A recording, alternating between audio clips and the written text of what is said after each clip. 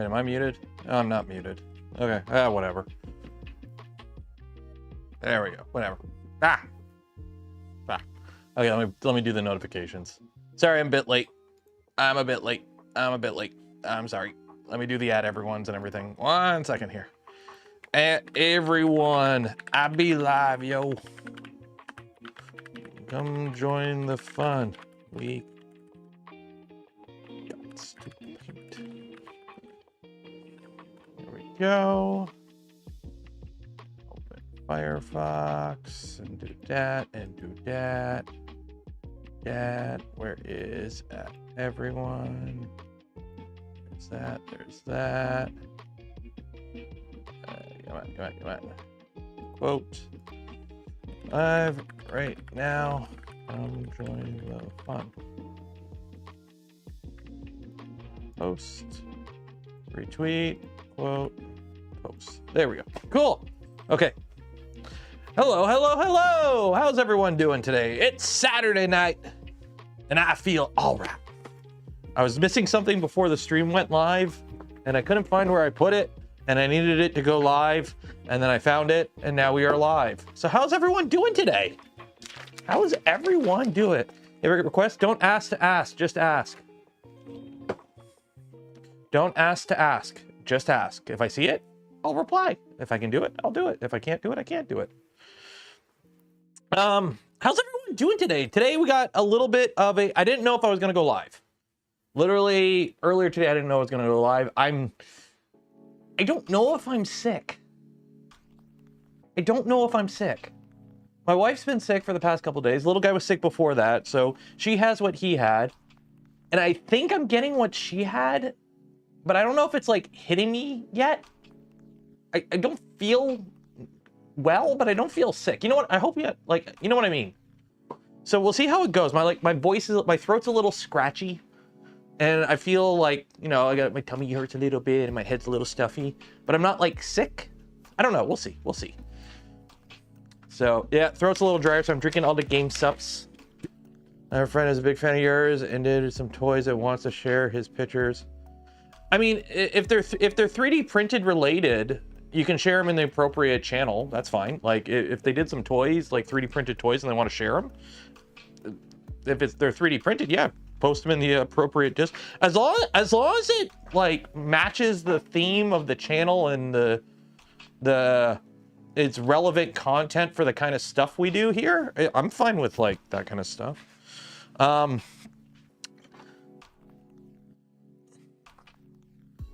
What's the cool light in the background? Oh, it's the it's actually really cool. Let's see if I can. The problem is I have it all wired up because it's a floating light bulb rainbow. It's just a little rainbow that lights up and floats and spins. Big Tree Tech sent it to me. I got something from Big Tree Tech for Christmas. I got stuff from Fadus. I got stuff from LDO. There we go. So it's just a little rainbow thing that spins. I don't know. It's just cool. Little backlight. So yeah. Also, LTT Store Precision Screwdriver Kit. It's really nice. I was using that today because I was trying to fix this guy. I have tried. This is the overhead camera. So to start the stream off,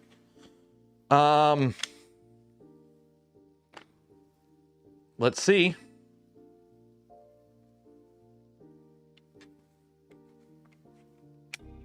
It's dead, Jim. It's still green. Still green. I took it down. I tried firmware updates. I took it apart, actually. I took it apart, made sure all the cables were connected and everything. The actual image sensor itself is borked on it. So as of right now, I don't have an overhead camera. Well, I do have an overhead camera, but it's green. And a lot of people really don't like it, so I'm not going to bother putting it back up.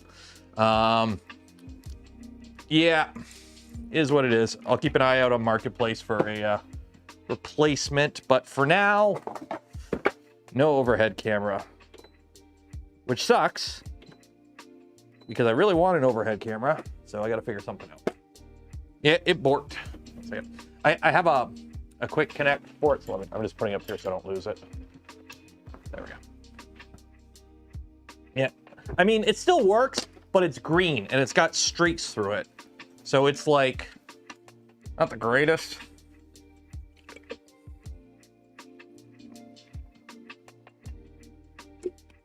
Still waiting on your LTT screwdriver. When did you order it?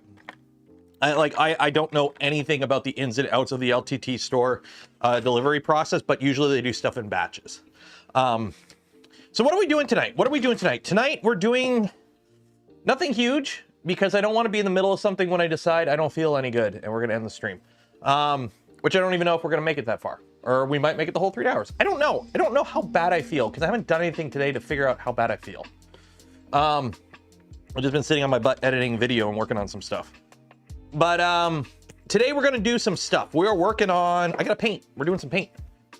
We gotta finish the chainsword. And by a chainsword, I mean a ripper from Fallout for the power armor. We've got a bunch of stuff here for sanding and painting. We're going to install the battery pack in the helmet because I got some Velcro. And then also we have to do some printing because, I think this is the right spool. We need to make sure we have everything for the glute build, which the one thing we didn't have was I got to reprint the front face of the afterburner for the Nomi. So we got to reprint that front face. I need a laser gun. That's what all this is. This is for the laser pistol. So we're doing prop stuff tonight. That's going to be something hopefully that's more in the rotation. I know I spoke about this yesterday, but we're going to be doing more arts and crafts on stream this year, I'm hoping. I don't want to just do printer builds. We're obviously going to do printer builds. Tuesday, we're carrying on with the glute build. I do want to get the Prusa build going, the Core XY conversion of a Prusa Mark IV or Mark III. So we are going to be doing printer stuff still, but I want to start diversifying the stream content.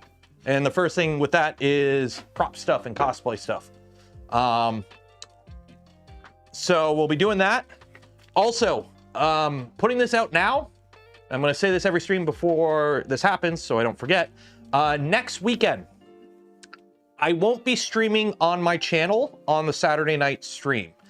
On the Saturday and the Sunday, there is a charity stream going on. 1440 Makers, same old Shane from Prusa, if you know who he is. Does a charity stream every year, the 1440 Makers. I'm taking part in that.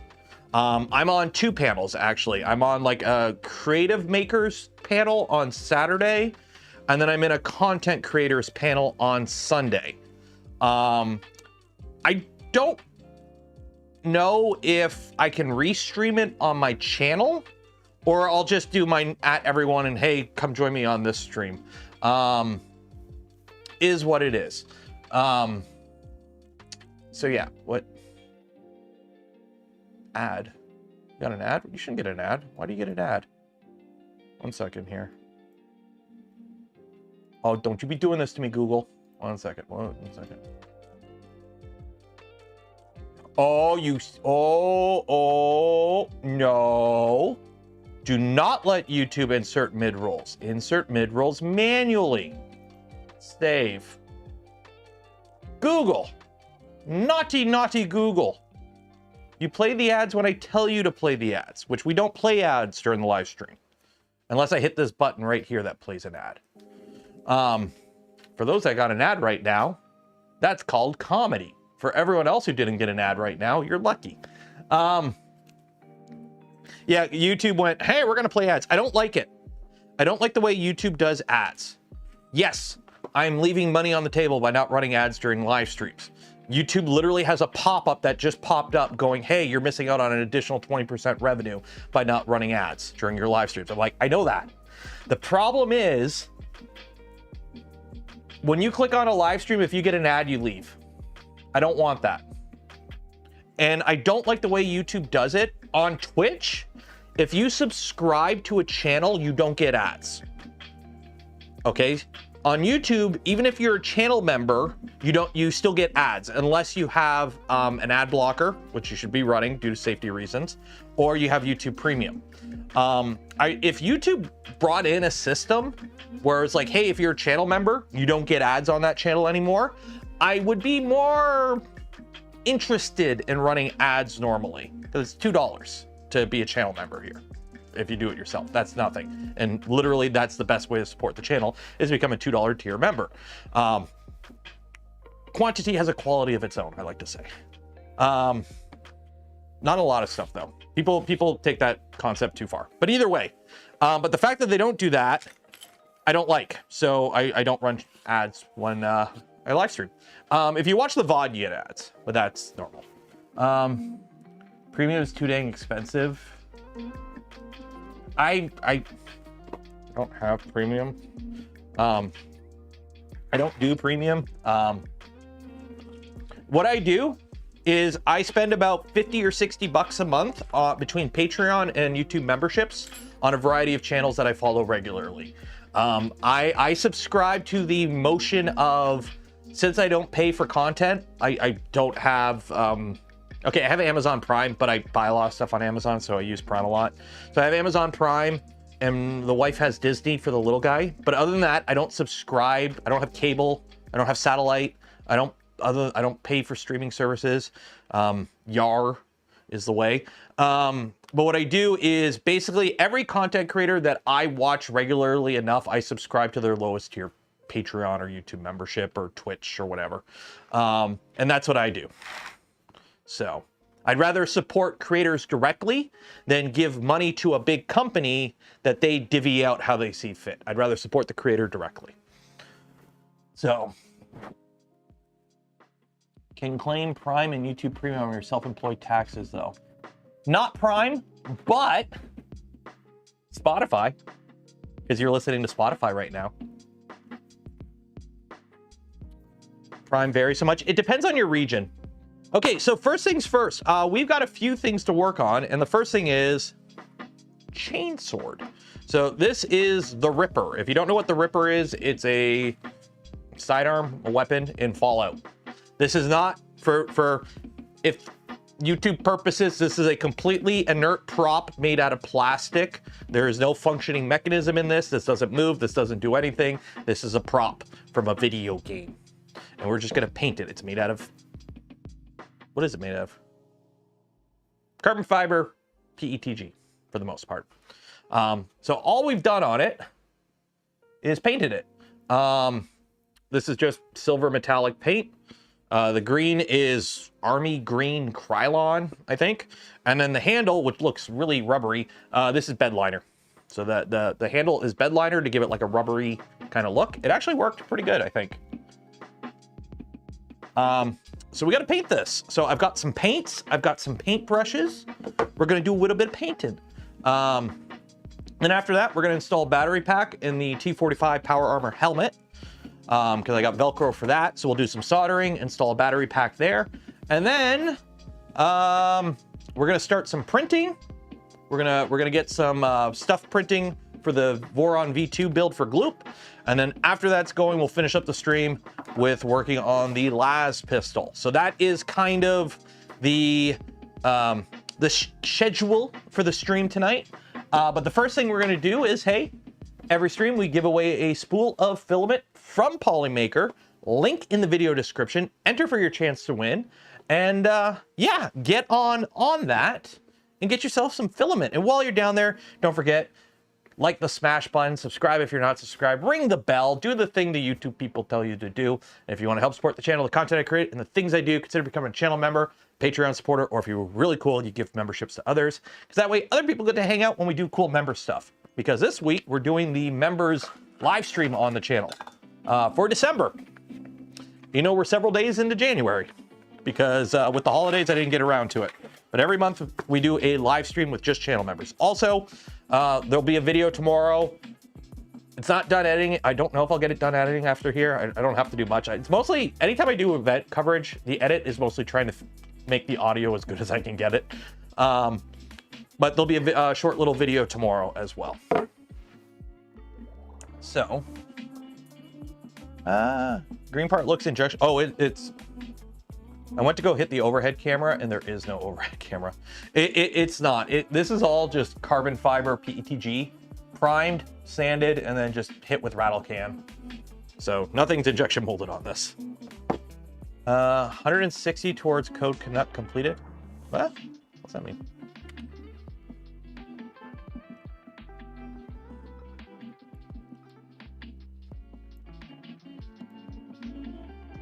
Wow, yeah.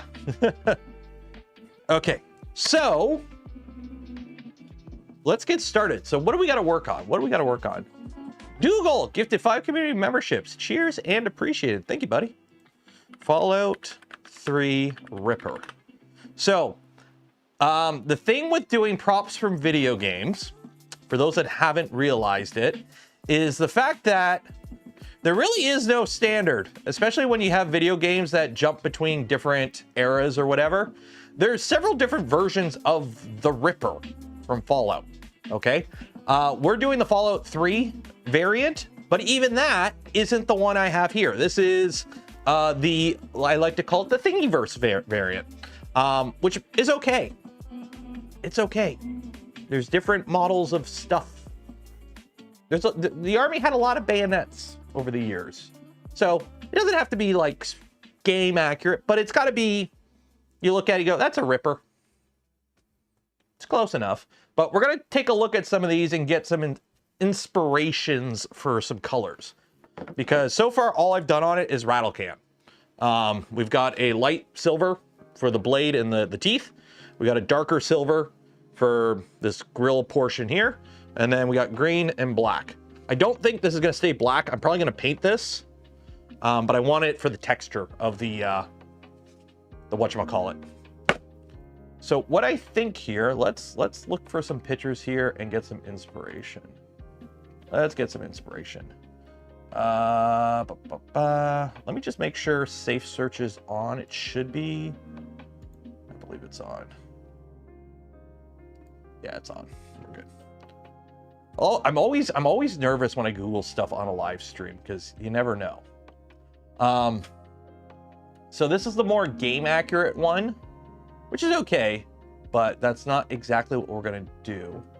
So we have silver in there. Okay, I think I know what we're gonna do.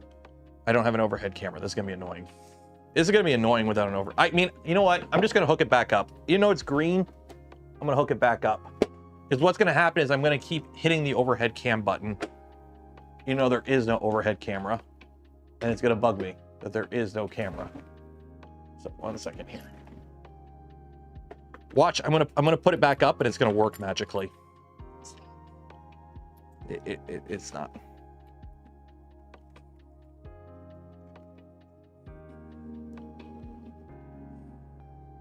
Yeah, Hulk cam is back. It's the Fallout cam. It's lore accurate.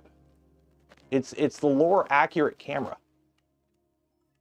Although I think it's going to complain at me because I don't have an SD card in it. I'm like, I don't have an SD card in it. Yeah, shit. There we go. Overhead. Behold, Hulk cam. Let's see. Okay, let's see. Auto. Okay. Go away, go away. There we go. It's the Hulk cam. I mean, at least you can kind of see what I'm working on. I don't know why we have all. I don't know why the. Oh, because I reset everything. That's right. I reset everything. So the on-screen display shows everything. Yeah, it's VATS. You know what? I don't care. I don't care anymore with this camera. I am so fed up with this camera. I just don't care. Okay, so first things first. I think I'm going to paint these two little holes here. Yeah, okay, 1 second. Let me see if I can fix this quick. Video quality. Okay, so video quality. 35. Okay. Gotta get that highest bit rate. Other settings. On screen. HDMI status. Okay.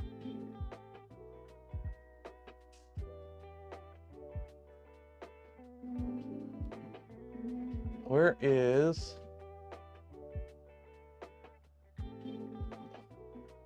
There's like on-screen display. On-screen markers, LCD image off. The assistant, AV headphones.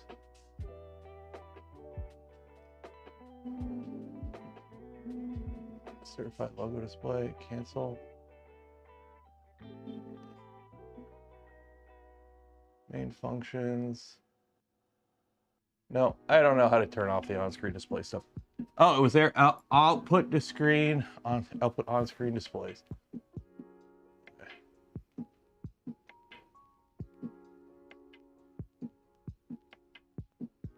Output on-screen displays.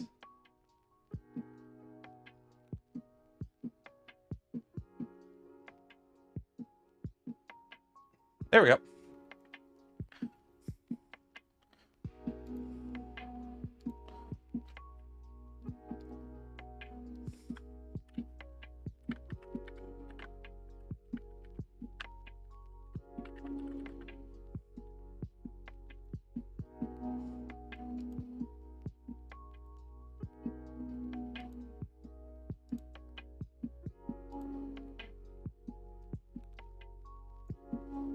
There we go.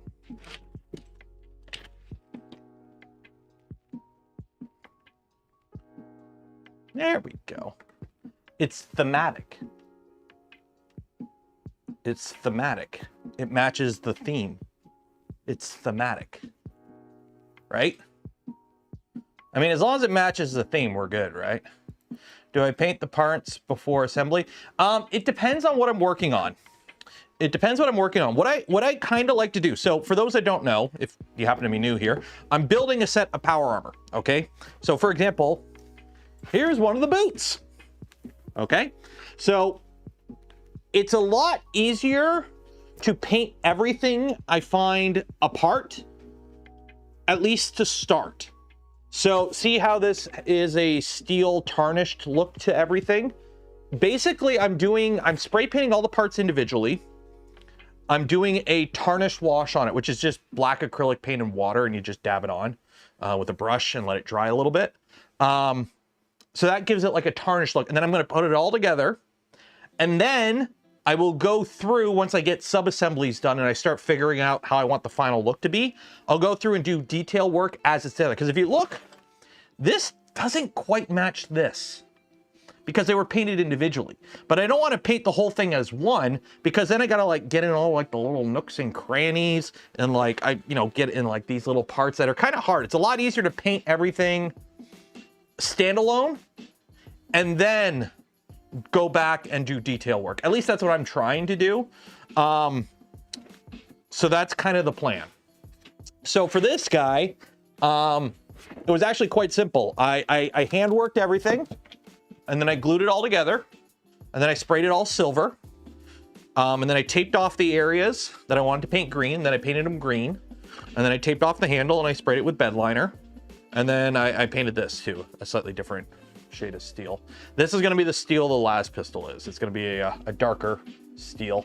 I think this is the steel color I actually used on the Helldiver helmet, maybe? I can't remember. But yeah, there's a bunch of different ways to do it. Isn't tarnished like something? Well, tarnished is just like dirty metal, I guess.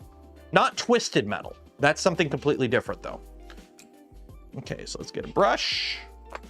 Let's get some cups. Your little cup. And get started on this. If anyone knows what the actual font Fallout uses for the Pip-Boy, actually, let me, Pip-Boy font. What is the Pip, oh, wait. Uh-oh. What'd I do? I just hit something on YouTube. Is the stream still up? Where'd chat go? What'd I do? Where's chat? Give me chat. Give me chat. Chat's back. There we go. Chat's back. Bloody hell. As soon as I log in, it's like, oh, you can run an ad. It's like, F off. And it's like, create a goal. Fine. You want me to create a goal, YouTube? You want me to create a goal? There. There. There. Happy? There. Okay. I'll celebrate. I'll celebrate by not having this stupid pop up on my screen anymore. There we go. Now stop bugging me with that. I don't like, YouTube's like, oh, you got to have all these things because it'll help you make more money. Yes, it'll help me make money, but it'll also help you, YouTube, make more money. That's why you annoy me with these things. I don't want to do them. I can already tell it didn't work because the whole running an ad at the beginning of my stream, turning that setting on, literally drove down my viewership for this stream. Normally by this time in the stream, we have over 200. We're not even at that. Because I guarantee you people went to watch my stream when it went live, got an ad and left. People do that surprisingly regularly. And yeah. Also, I don't know what's up with this silver paint, but it's really watered down. Like it's water. What is up with this silver paint? Do I have any more silver paint? I don't have any more silver paint. This is like, it's like water. Put the font in Discord. What is it called? Monofonto? Okay, let me see if it's in overhead. Text. Okay, let me see if it's in here. Mono. It's not in. I got Gothic. Go with Gothic. There we go. Close enough. Gothic works. There we go. Okay. It's a free download. Yeah, I'm not gonna bother with that on a stream. Okay, I don't know why is this paint so like, I mean, it'll work. Just gotta wait for it to dry more.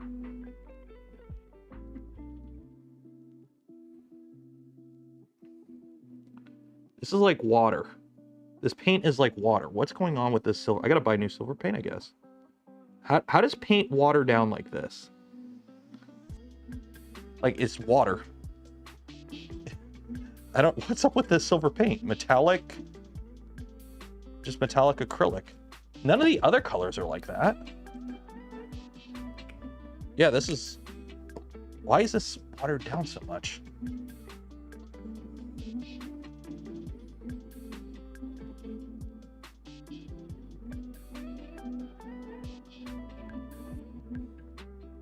Needs to be mixed. It shouldn't need to be mixed. None of the other metallic colors need to be mixed. They're just colors. So what we might have to do is just kind of let this dry for a bit. That's why I got multiple projects on the go right now, so we can just kind of switch between them. Yeah, see, it's not even absorbing. Like it's just, yeah, this ain't right. Something ain't right with this paint. Drops out and it can go solid at the bottom. Okay, let's try something here. Can it go solid at the bottom?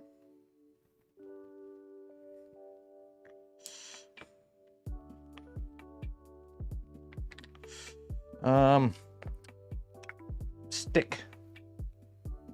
I shaked it.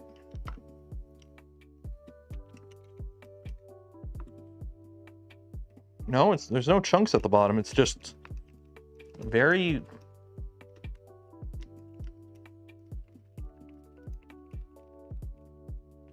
no, it's just really watered down for some reason.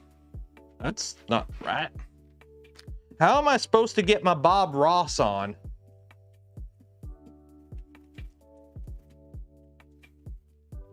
How am I supposed to get my Bob Ross on if I can't even get paint to paint? Bob Ross is turning over in his grave. He's like, you should have used that phthalo blue. The phthalo blue would have done it, but you had to go with the titanium white.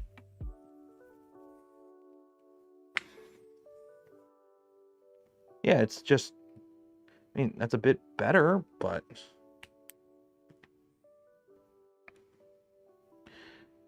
it's, yeah, it's still liquid. That's not good.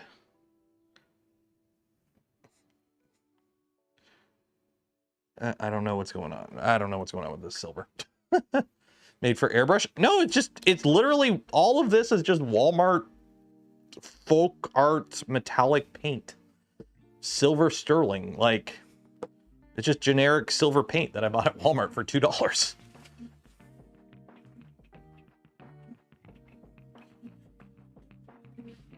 Oh, well, okay, well, ditched it. Well, I got to paint some black. So we'll do the black while this, you know what I'll do? I'll put some in here and I'll put it by my heater. And here, what we'll do, shake it up real good. Put some in here.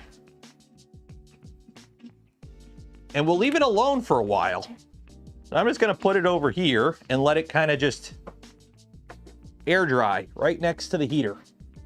And let some of that paint just kind of bleed off. That should work, right?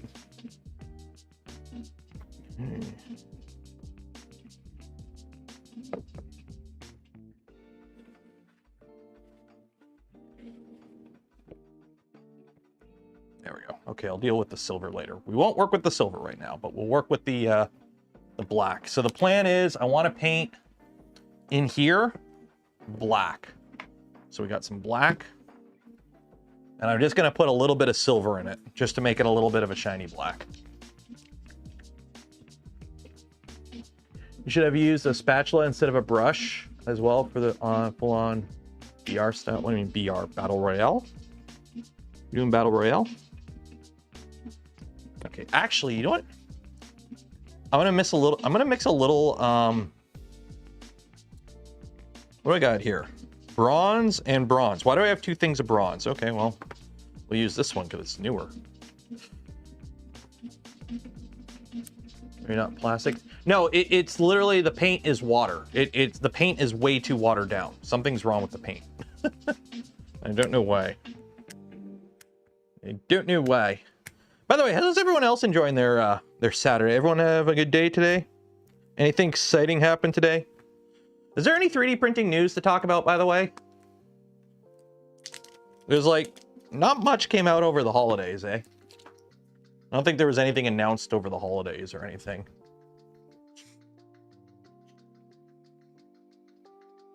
See this? Yeah, see? This is like actual... Okay, we'll put one goop in there. So that should be a slightly dirty metallic.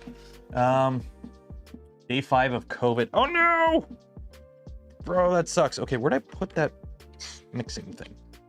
Oh man, I've had COVID twice. And yeah, that sucks, bro. That sucks. I'm pretty sure I actually have long COVID. I'm pretty convinced I have long COVID. Like the brain cloudy stuff that some people said they got. But I've got it twice and it's not fun. The first time wasn't too bad. I streamed through it. The second time I was done. The second time I got COVID, I was done. Like, I'm like, nope, never, nope. The first time I got it wasn't too bad. I did streams during it. I lived in my basement. I cooked Pop-Tarts and Chef Boyardee on my Voron bed. So that wasn't too bad. But the second time I got COVID, oof, was not fun. So. Keep not having to get freaking booster shots because I just get COVID again. It's like, oh, don't need the booster shot. I got it again. Finished getting the Big Tree Tech Eddie USB setup and calibrate on the SVO8. Nice. How did that go? Was it relatively easy, hopefully? I don't think it should have been too hard, right?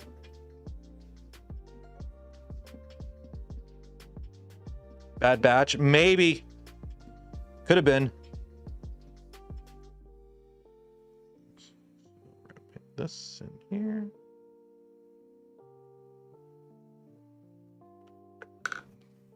Stop falling over.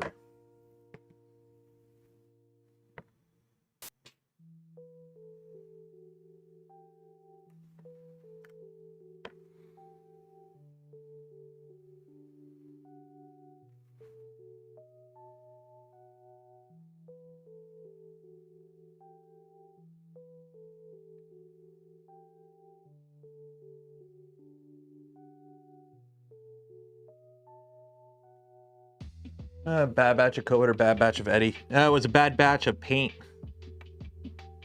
Well, it was Walmart paint too, so.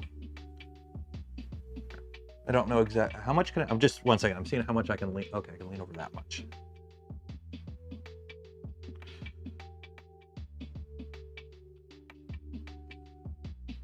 My Kitty Q1 Pro showed up yesterday. I've been printing on it for about 18 hours. Nice. Any issues with it or just unlock and go? Honestly, we're getting to the point now where like, okay. If you spend over $300 on a brand new 3D printer in 2025, it should just work out of the box. It should have at least webcam support. So it may not come with a webcam, but it comes with the ability to take a webcam and a web interface and auto bed leveling. Those should be a gimme on a modern 3D printer. Like, you shouldn't be able to advertise a printer with a selling feature that is, it has bed leveling anymore. And I'm saying that because it should be a standard now. By now, if your printer doesn't have bed leveling and it's over like peanuts in terms of cost, you need to not be selling that printer. You need to go back to the drawing board or figure something out. So, yeah.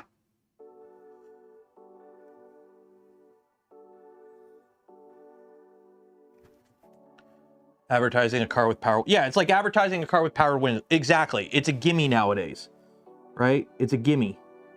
I'm going to paint this little nub in here. I'm going to paint it brass after we get all this painted. So I'm not too concerned about hitting it with the black paint right now.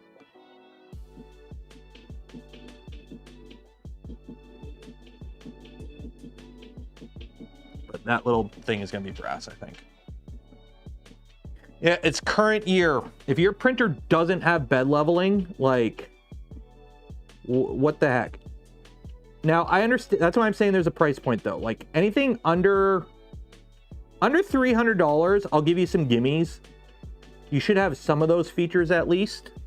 Like, you may not be able to have, you know, a camera, but you should have bed leveling under 300 type of thing. Like, you got to have some of them. If you don't have bed leveling, camera, or web support on an under $300 printer, I'm just going to tell you to save your money and not bother buying it.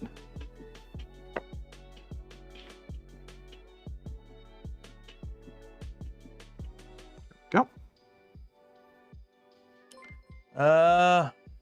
Michael, 10 Polish PLN. What's PLN? PLN. What's PLN again? 10 PLNs. Cheers. Your V0. Your V0 isn't an off-shelf printer, though. Kits are different. DIY kits are different. Because here's the thing. There's nothing stopping you from putting on a bed leveling system on a V0. Although, let's be honest. If you don't know how to level a 120 millimeter bed, 3D printing might not be for you. Person should include the camera on the Core 1. I'm not going to disagree with you there. But I know why they don't. Or at least I can think I know why they don't. And it's simply, they are having to compete so hard on price because that is such a feature that some people just don't give a crap of anything other than price. For them to have that sticker price be as close as it is to a Bamboo X1, that as close to $1,000 as they can get it. If they include the camera, that bumps it up another $50, which makes it what, 1,200 versus 1,150 or something. That's a psychological thing. It's the plus. To be fair, a lot of people that run a lot of Prusas already have camera solutions, kind of their own thing. Like for example, like Joel has his print farm. That's all Prusas. He's not going to have a camera on every Prusa. What you do is if you're running a print farm, you have like a couple tilt pan zoom cameras that overlook everything. That's kind of what you have to go for. So with Prusa, I'm kind of assuming a lot of people already have some sort of solution. And then for those that don't, there is the option of adding a camera. Because now if it comes with the camera, that's now every printer has to come with the camera and you have to eat that cost. I'm not disagreeing that it should ship with a camera. I'm just trying to play devil's advocate and kind of try and figure out why it doesn't. Also, there's other stuff too in regards to the camera, but yeah. I'm pretty sure it's just a sourcing, supply, and whatnot thing. So, is what it is. Is what it is.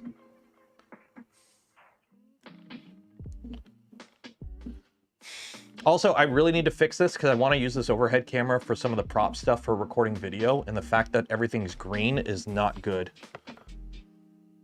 So I'm going to be hitting up the local Henry's next time I go into town and see if they got any used cameras on a sale. See if I can luck out again.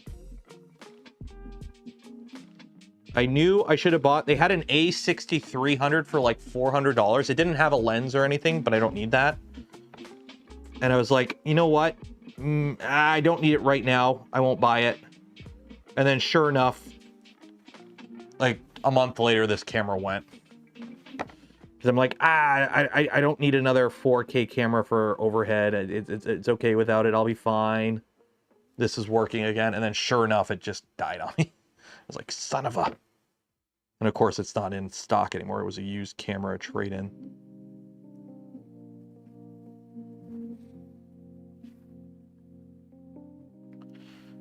Some places can't have recording devices. That is another thing. It's the same reason like Prusa has the Wi-Fi chip is removable. You don't have to worry about, you know, if having a camera on your printer is an issue, you just don't have the camera. So. Plus, there's other things I can't talk about because I don't know if they're public, but there are other reasons. And that kind of plays into the security thing. That is something Prusa looked into when looking for a camera solution for the Core 1, because they needed a solution that would also meet the requirements, security requirements that some of their customers have to follow. Because remember, you buying a 3D printer to print YouTube buddies and ding dings and random poop emojis is not the only market in 3D printing. It's not even the biggest market in 3D printing, I believe. So.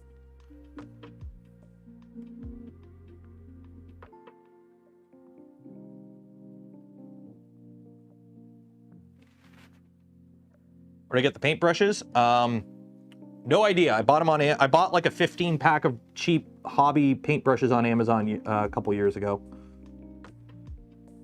And then a lot of the paints are just like, I bought like a Citadel Army, like beginner paint kit a while ago, and we painted some resin minifigures, which I kind of want to maybe do some more of. Might do that again. I got a reply to Elegoo. They want to send me a Saturn. I got the email sitting in my inbox. I got to reply to them with my deets, so they'll send it to me. So maybe we'll do some. Maybe we'll pull a Galactic Armory and get the Games Workshop lawyers angry again. Although it turns out it wasn't Galactic Armory. I don't know. Some random third party trying to DMCA Galactic Armory over their models. There we go. See, on the bright side, it's inset, so I don't have to worry too much about it touching something. Although, painting black on a silver can be a bit annoying because it does bleed through pretty quick. Starforge? Or Station Forge? Yeah, there's a few. No HelloFresh email? No, because I stream on YouTube. If I stream on Twitch, HelloFresh is very common on Twitch. But I don't stream on Twitch that much, so I don't get the HelloFresh ones. Believe me, I looked into it. Because if I could do a HelloFresh ad, I would. You believe your butt I would do HelloFresh. Okay, so now we're gonna paint the inside of this black as well. But I don't want to paint it black. So what color should I paint the inside of this? I want it like I could do a bronze, a black silver, black red or black blue? Why not dual stream? I might. The problem is I don't know. They changed the rules, so now it's actually not that bad to cross stream. My Twitch channel is a gaming channel though. Like I made my Twitch channel for gaming, and I do want to actually have a gaming Twitch channel for when I do occasional games. We've done it a few times over the years.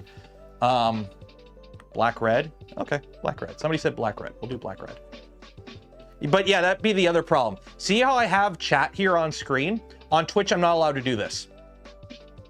On Twitch, you're not allowed to have another streaming platform's chat on stream.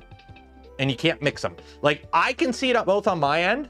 I can talk and interact with both, but I can't have YouTube chat on a Twitch stream.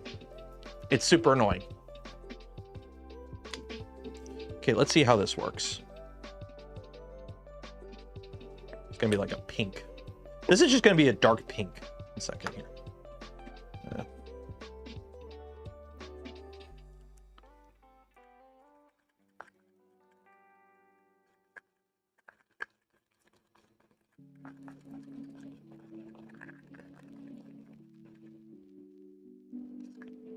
That kind of works, maybe. Yeah, the chats are all broadcast to each other. Yeah, but if YouTube or if Twitch sees that, they can actually take away your stream. It's one of the rules that they have. So it's not that they, at a certain point, they enforce it. That's the thing. They don't really care about the smaller channels, but at a certain point, they enforce it.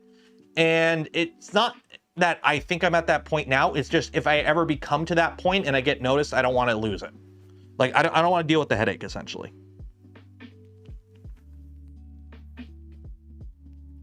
They may have changed it. Maybe they did change it.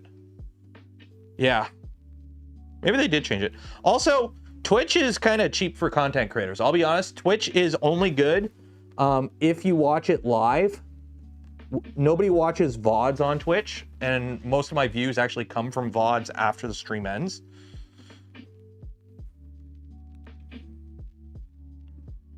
So streaming on Twitch is kind of like, I don't know. When I watch Twitch streams, it's like I only watch Twitch streams when they're live because I want to interact. Watching a Twitch stream on VOD is, nobody does that. It's not very common, and discoverability is horrible on Twitch as well. That's the other problem too. Discoverability is horrible on Twitch. Like unless you're like already a big content creator, it's trying to get started on Twitch. It's like, put it this way. On my normal streams, like the Saturday night streams are a little bit of an outlier, but on my Monday and Tuesday, or my Tuesday and Friday streams, I average anywhere from 300 to 500 viewers on normally, anywhere between that. If I was on Twitch, I would be in the top 0.1% of streamers. On YouTube, in 2023, I think it was, I was in the top 100 streamers on YouTube in Canada in terms of like viewership count or something like that. It is ridiculously, if you look at like the scale of how many people stream to how many people actually like bring in decent viewership, it's like, if you stream to more than 10 people, you're doing better than like 99% of people streaming. And that's just 10 people, which is nothing if you think about it. Like it's so like bottom heavy streaming. Like so many people stream to like nobody.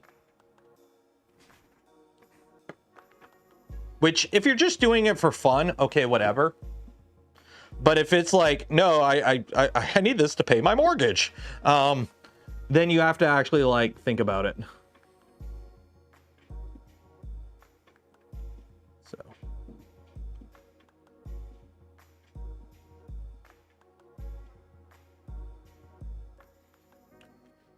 The Twitch style and the ads. Yeah. I mean, to be fair, I model a lot of the way I do a stream on here off of Twitch. For example, the fact that chat's on screen, the fact that when you subscribe to the channel, your name pops up here. If you donate, you get a little pop-up in the corner. I don't do the stupid shit flying all over the screen that some people do. I find that extremely annoying personally. And also it blocks the content. But, you know. Also the whole hype train thing. I get it. Like, don't get me wrong. I get it. I get why the hype train is a thing. But it's a thing. It's like, hey, let's all... I don't get when content creators, like, boast about how much money people give them. It just... I find it as weird.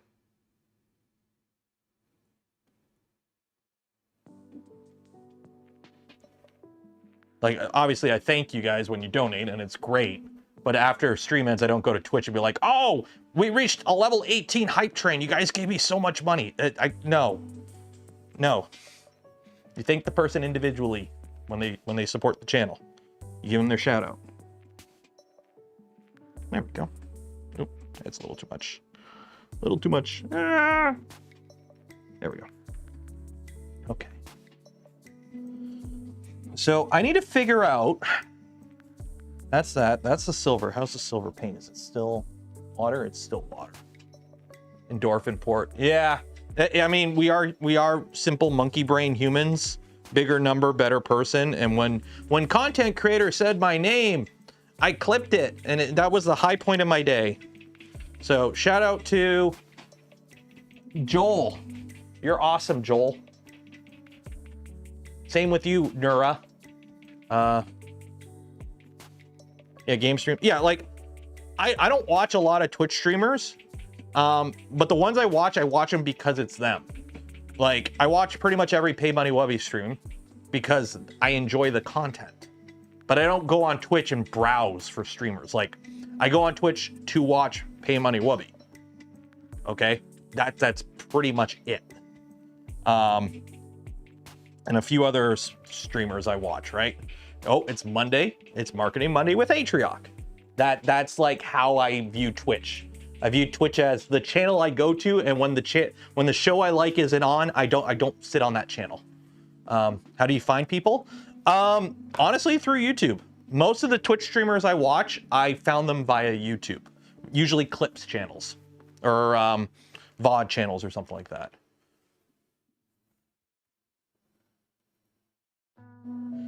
Even most of the 3D printing channels on Twitch are just sitting there doing nothing, talking to chat. I mean, hi chat, how are you doing? I mean, that's what I'm doing now. I mean, I'm doing other stuff, but for those that don't know, this is how I fashion the stream. The whole stream, this whole channel is me messing around making stuff while chatting with you. That's basically the show. Okay, so that's that. I need to do some sort of effect here, because this is the exhaust. These have a motor in them, apparently. Like, they're gas powered. So I need to do some sort of... How would this look? How would this look? Painting... exhaust effect. How can you do an... Oh, okay. See, that would be really cool to have, but I am not going to be able to do that. A lot of this is probably airbrushing. Yeah, it's airbrush. I don't have airbrush. Stippling it is. Dry brush it is. Dry brush time. Yeah, dry brush time. Where's my dry brush?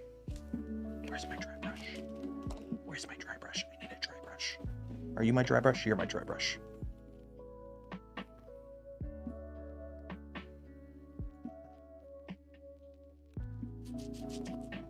The Nero Waifu Cup. Speaking of Waifu Cup, go buy some Gamer Subs, code Canuck. Link in the video description. It is Gamer Subs, so apparently if we do end up having to move like crates of this stuff, they will eventually do a flavor or a cup for me. But that requires we move an absolute boatload of merch. Also, it doesn't help I'm not a VTuber. So we got that going against us. But I believe we can do it. So go buy Titty Milk or something. That's an actual flavor. Actually, if you want a good flavor suggestion, Blowhole Blast, Copium, Brand Risk, They sent me, I got a pack on the way with all the new flavors, or a bunch of the new flavors to try out, so.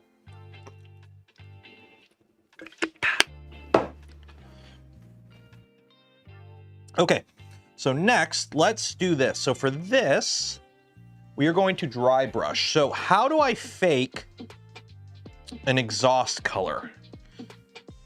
So that would be what? So start with silver, stipple silver, and then dry brush some silver, then dry brush some black.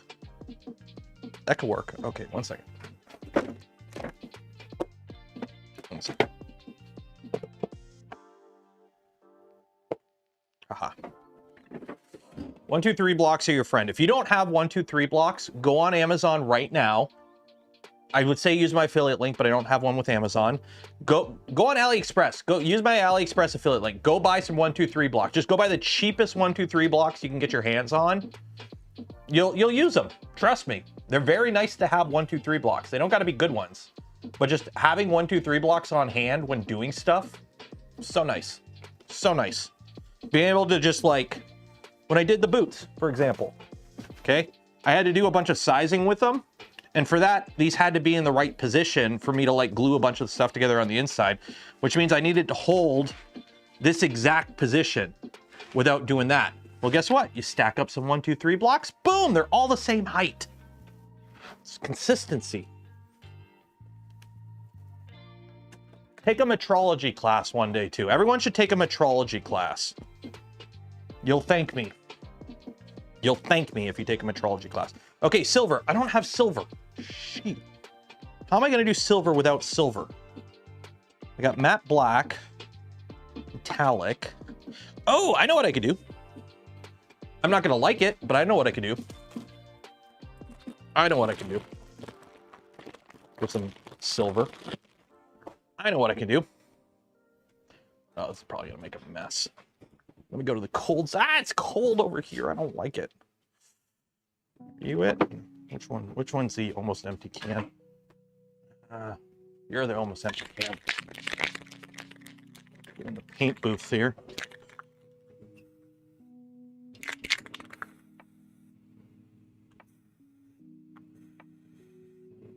Ah, it's all over me. Should have worn gloves for that. Oh well.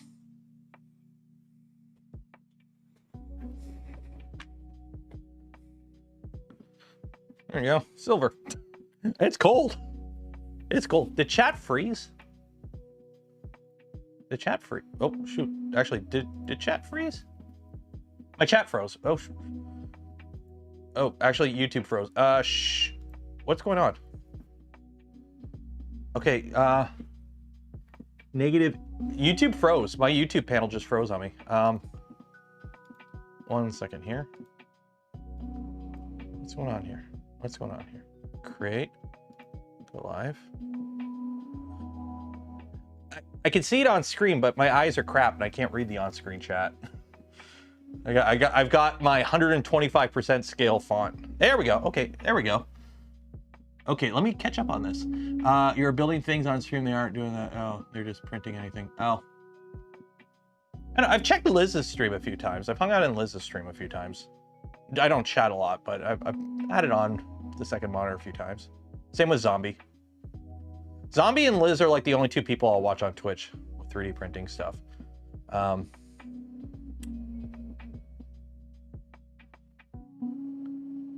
Never sees my session. Same old Shane. There's Shane. Hi, Shane. Yeah, Shane, I talked about it earlier in the stream, but we're doing the charities thing with Shane on his channel, or 1440 Makes channel. I'll have links for it all and whatnot. You ever watch Punish Props? I think I have. I think. Sorry, what's going on? But yeah, so next weekend we will be doing the charity stream on for 1440. So make sure you hang out in that. That's gonna be fun.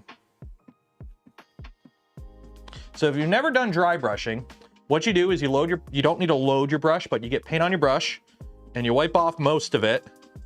And then you just kind of like,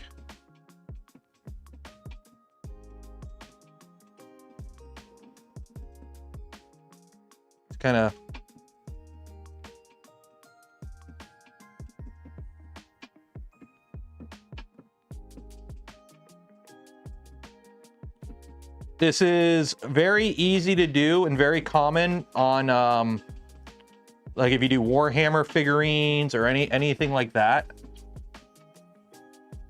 It's a common paint method. Dry brushing. Oop, a little too much. If you do a little too much, you just wipe it off because it's barely any there.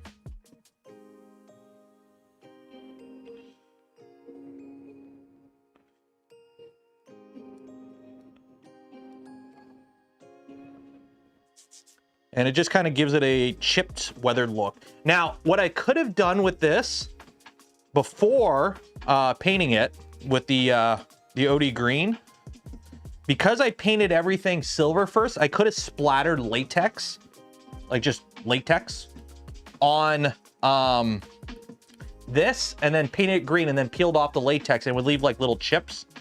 But I've already chipped it a bunch, so I haven't had to do that, and it works pretty good. So yeah, that's like another thing you could do. My best advice is to just follow a bunch of people that do this kind of stuff and just kind of absorb what they do. So like start following Daryl, Offers 3D. For example, he does a bunch of Halo stuff and some other cosplay stuff. But like follow people like him and just whatever they do, just copy. And just watch a bunch of people and just kind of absorb the ideas via osmosis over the time. And eventually you'll kind of know what you're doing. Or in my case, not know what you're doing, but make it look like you know what you're doing and half-ass it.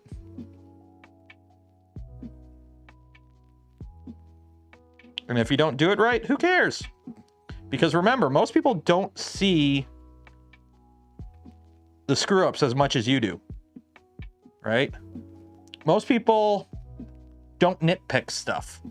They just kind of go, hey, look at this thing. Oh, that's pretty cool. They don't go, oh, right here, right there. I can see in this one corner you didn't quite bond to it enough, and I can see the layer lines. Nobody does that. They just go, oh, that's cool. And then they're done with it, right? That's usually how it kind of works.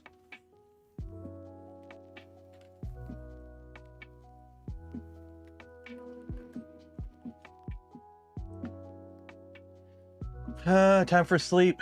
Take care, Simple Electronics. You ever watch? Oh wait, no. Shane, hi. Cheap airbrush. Yeah, I need to get an airbrush. I do want to get an airbrush at some point, but I need to get my paint booth to be a little bit better than it is right now before I get into that. Because right now my paint booth is a little it's a little crappy. And with if I wanted to do a lot of painting that way, I would want to have a proper paint booth. So right now what I'm doing is I'm just chipping the edges, essentially. Just kind of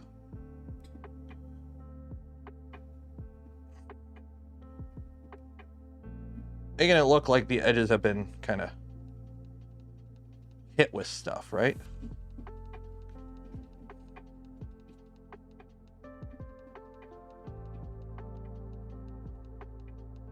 And again, doesn't have to be perfect. You just gotta look like it's been, you know, beat up a bit. That's the whole point. Make it look like it's not brand new.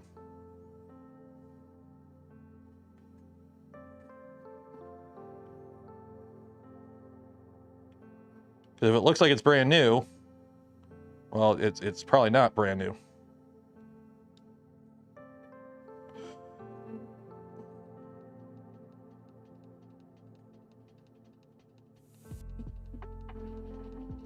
Hit it with the side of the brush on any edges.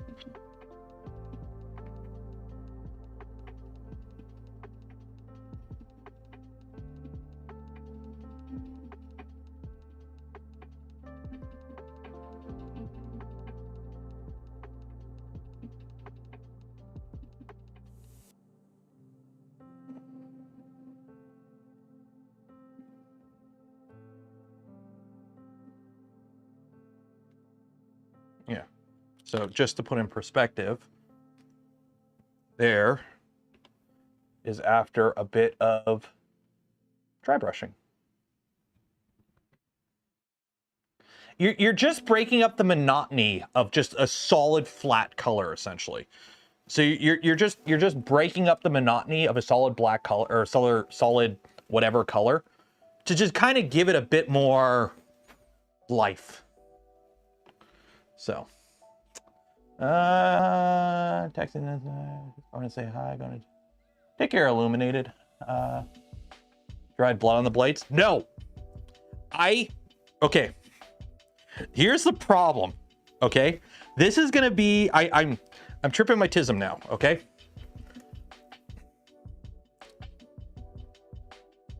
I am former Canadian Forces. If I ever had a weapon with blood on it and I didn't clean it off, I would get in so much shit. Yes, I know it's a video game. Yes, I know it takes place after everything. But you don't put, like, you clean your shit. You clean your weapons in any sort of conflict. Dirty weapons jam, and when your weapon jam, you end up like a Russian being chased by a DJI Mavic. You don't want that. So you keep your guns, you keep your gear clean. Blood rusts metal. You don't want rusty tools. So you clean your stuff. You clean it. You keep it well oiled. You know how many caps I spent on this? You know how many caps I spent on this? So yeah, I'm not a fan of the... Now, if you're doing an armor that's like in situ, like an in situ look, like a little diorama or something, yeah, go for it. But if it's just like, oh, this just sits on my hip and it's covered in blood. No, it's not covered in blood. It's covered in rust. Sergeant Major is going to chew your ass out. So yeah. I know some people are gonna be like, what the heck is this? It's like, I'm sorry, it's just, it's a thing with me. Like, I used to do competitive pistol shooting, and like literally first thing I did when I come back from a match, clean your guns. Clean.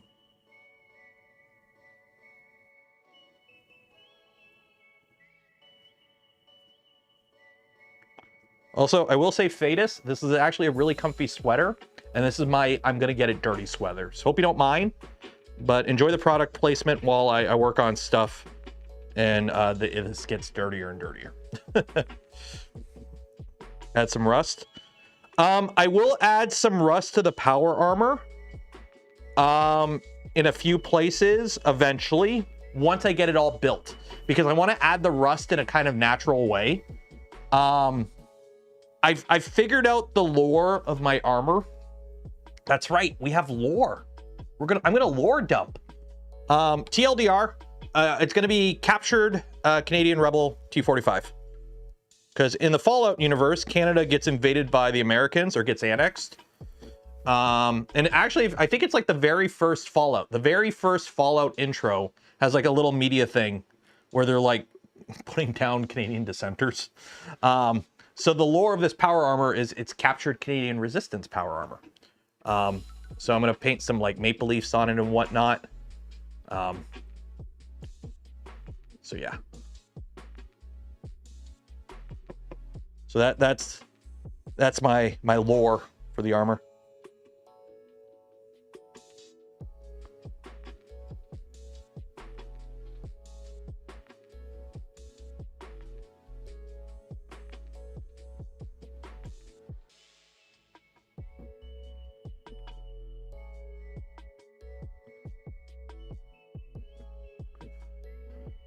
I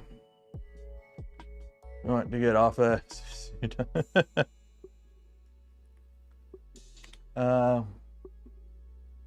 yeah, keep it clean.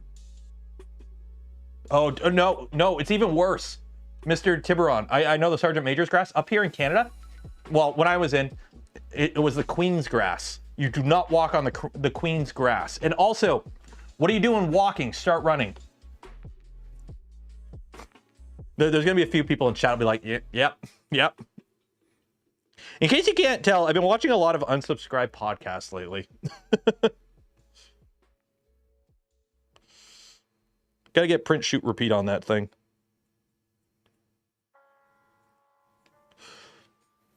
Wouldn't it just be Northern American Power Armor then? Potato, tomato. Also, I'm purposely like not wiping my hands off when I'm doing this because I want like hand grit on this. It's the King's Grass now. Yeah. And if you're in LFCA TC Meaford, tell the weather machine I said hi.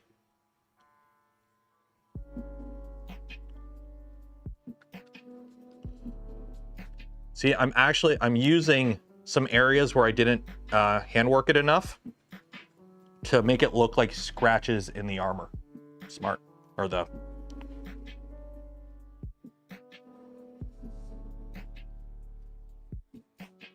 Yeah, like, look at that.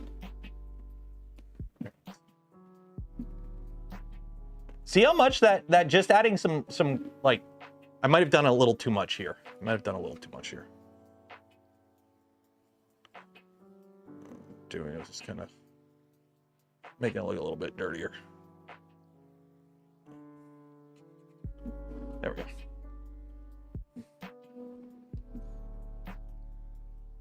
The Meaford weather machine is always broken. Dude, I remember we were on a ruck march. We were going from one of the rifle ranges to like the field to go do a field portion, a nav or something. I can't remember. This was like, God, 2009, 2008, 2008, summer of 2008. No, 2009, summer of 2009.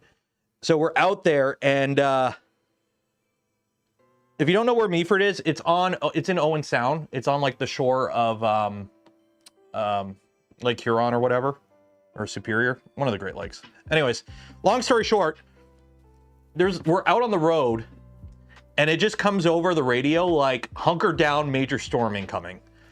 And we're like, oh shit, because you could see this like wall of water and black just coming across the lake towards us. And we're like on the bluffs, and there's like no shelter. We're just out in a field. So everyone starts like running for the tree line to start setting up their hooches. And me and my battle buddy, we got ours set up and staked down. We got a little wet because we took longer to set ours up because we were staking it down like mental. About half the people in my platoon lost their hooch that day. They just got blown away. It was insane. Everyone got soaked. Even the course leaders, because the course leaders didn't have any gear with them. So they all got drenched. Watching 12 people try to fit in a Silverado, the Milcott, was kind of funny. But TLDR, they got us out of the field after that just to dry up. Because it's like, yeah, the instructors are like, no, we're not. This is day one. We're not dealing with this all soaked. No, we're going to go get dried up, and then we'll come back.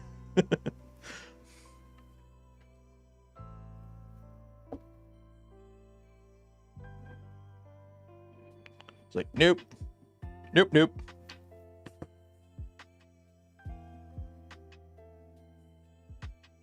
It's raining sideways. Perry sound too, yep.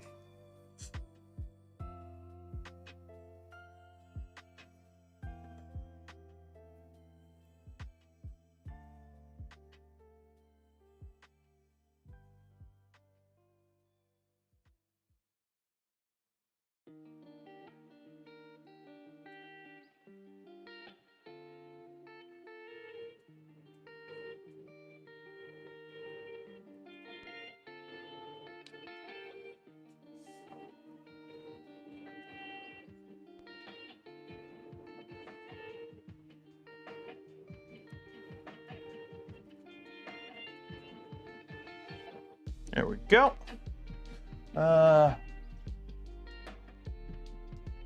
It's funny. Pretty much anyone who's done any time in the military has stories of their, like, every base that they did their basic on is the worst base in the world. It's like known. We all know.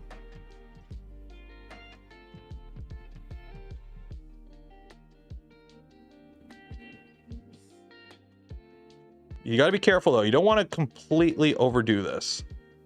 You want to make it look dirty and used, but you don't want this to look like, you know, it's really done up. So, and try and avoid regular patterns too. Don't do like, oh, every like centimeter do a tick. No, like you kind of just want to, the best way to do it is to hold the brush lightly and just kind of like, yeah. Because I find if you do that, you get like a more natural-ish finish kind of thing. Make the butt of this a little dirtier. It's probably got smacked a bunch.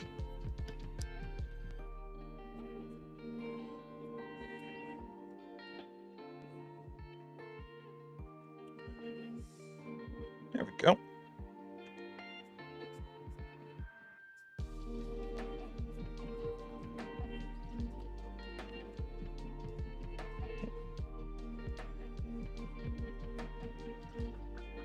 Oop, I got some black on that. That's not good. The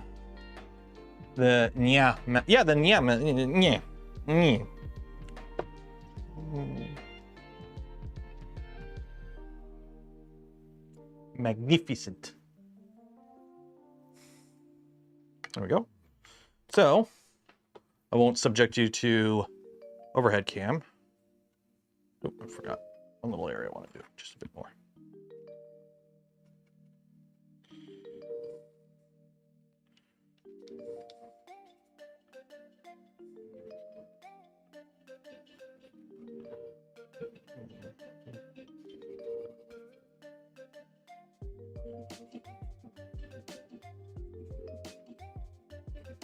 The brush barely has any on it right now. So I'm just hitting like the big open areas that don't really have anything on it because they're just big flat areas. Just to give it like, it just looks like it's been, you know, rubbed with. See how much that adds? I overdid it here because I'm going to paint over a lot of this with like a black paint to kind of look sooty. But like, see how much that adds? All I did was just hit it with a little silver paint on a brush. A little bit of silver paint on a brush. Boom. I use a lot of techniques I use is stuff I used to, excuse me, I used to play Warhammer. It's been years. I used to play from like 2006 or 7 to like 2009 or 10 or something. So it's been like 15 years since I played Warhammer, but I had a full 3,000 point Imperial Guard army. Before the Games Workshop I played at shut down, and then like the group of friends I played with kind of just fell apart. So a lot of the techniques I'm using is stuff I learned doing minifigure painting. Also, I'm gonna pull this up on the big screen. This is the best advice when it comes to painting.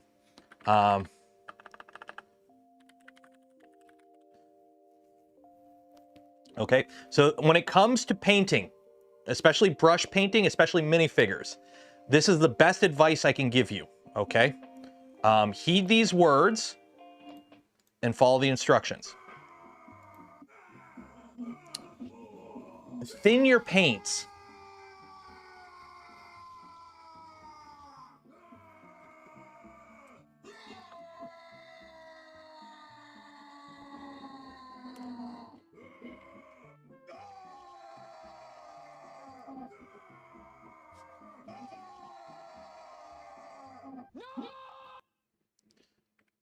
Thin your paints. Thin your paints. Do not go heavy on the paint. It is, especially even spray painting, it is better to do multiple thin coats than one heavy coat. Unless you're like me and you're just globbing that shit on for primer because you don't want to deal with the layer lines, so you just glob it on and hope it dries flat. Golden Demon Orders. I miss, like, part of me kind of wants to get back into Warhammer. Do you know what I'm actually surprised? Warhammer's just a tabletop game. Anyone can write down a list of rules. I'm surprised there really isn't like a 3D printable version of Warhammer, like a 3D printing war game. I'm pretty sure, actually, there might already be one.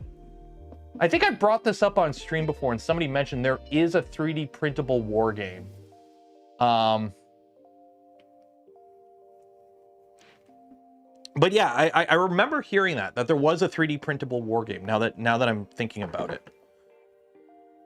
Actually, let me get a little cup here with a little bit of, I don't have any acetone. I'm all out, but some paint thinner. Yes, they aggressively,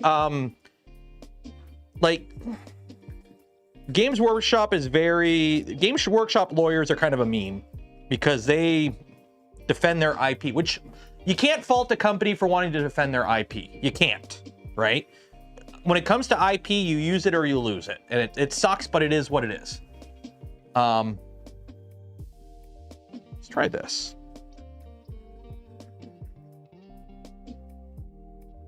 Let's try this. Let's try this. Let's try this.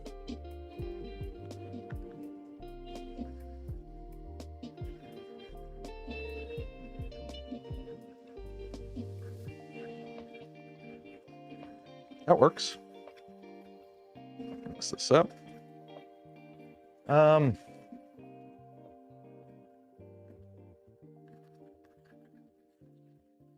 Tech Crusade is getting a lot of attention.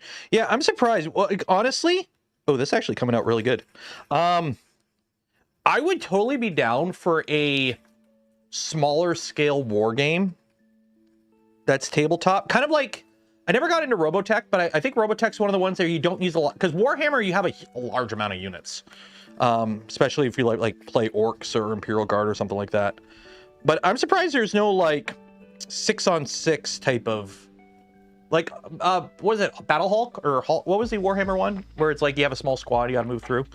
Like something like that, like a small squad on squad, like basically Counter-Strike, but in a Warhammer or in a tabletop game. So you have a small amount of squad, you have a limited amount of points, you can kind of customize, but everyone's kind of playing with the same Lego. Space Hulk, that's what it was. And you just 3D print everything. Like that would be kind of a fun game. Like something where it's like the matches are only like 5-10 minutes each. A round's only 5-10 minutes. You go a couple rounds, best of 3, best of 5. And you just kind of kill team. I knew it existed. I just didn't know what it was called. I knew it existed. I just couldn't remember what it was called. Kill team.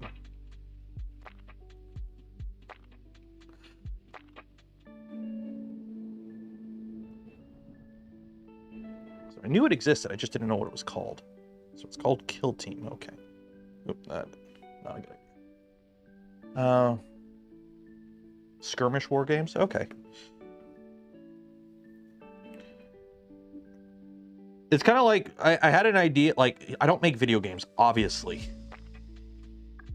But it's like, I never got into battle royales because I don't want to spend the time that it takes to get the match going just to die.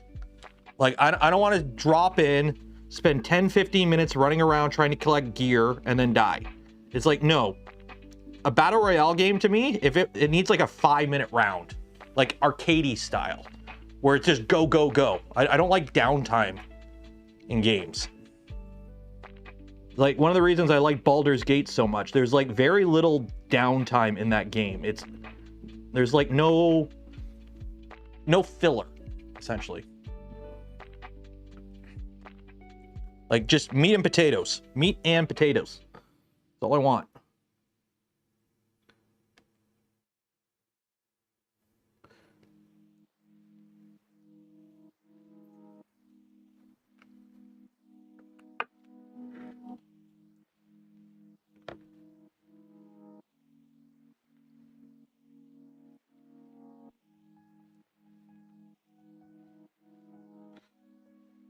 I know I wanted these silver, but this is actually kind of, I like this.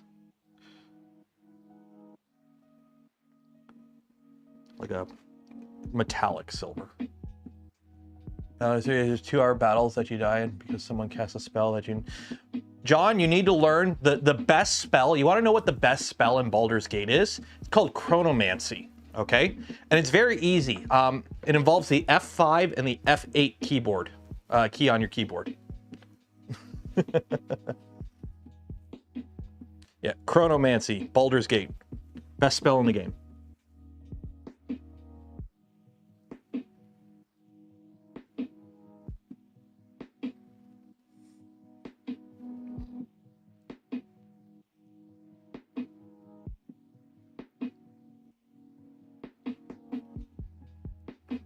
Play on your Steam Deck. You can still quick save and quick load. You can still quick save and quick load. Might just be a shortcut. Also, Baldur's Gate on a Steam Deck, okay. I tried that. I'm so used to, you know, high refresh rate. I couldn't. I tried. Divinity's not too bad on the Steam Deck, but Baldur's Gate is a little much for it. Best spell. Well, Barrelmancy is a close second. But here's the thing. You can beat Barrelmancy. The reason Chronomancy is better than Barrelmancy in Baldur's Gate is simply for the fact that with Chronomancy, you can do multiple Barrelmancies. You can ensure your Barrelmancy, your setup was correct with Chronomancy. Barrelmancy is an offensive spell. Chronomancy is a support spell. And haste is broken.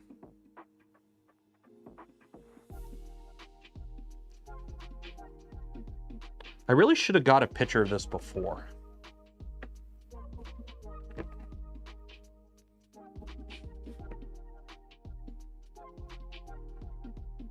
Oh well, this is the B-roll, by the way. Working on this is the laser pistol is the thing that will take most of the video. This is like, we make the laser pistol, that's the video. And then, oh, we also did this, but this is a nerf, so. Fill you in, Canuck Lap. We're doing arts and crafts. I'm making a Ripper from Fallout. Arts and crafts.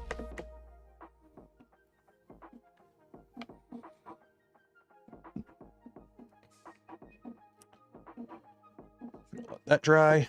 Okay, now I need to get silver. I keep doing this with the brush off. Beat the devil out of it. There we go, for old time's sake. If you didn't get that reference, you need a better childhood.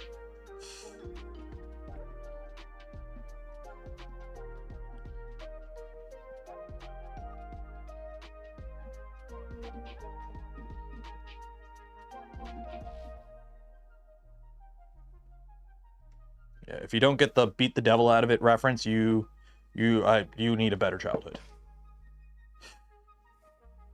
Now this I have to let dry because this is pretty thin. Unfortunately, we're gonna have to let this dry for a bit. That's okay. I can yap for a bit. No, no, I screwed up. I screwed up. Shoot. Ah! It's all falling apart.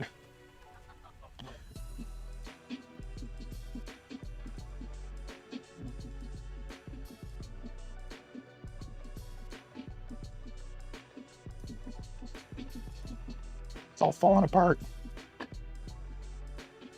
It's all falling apart.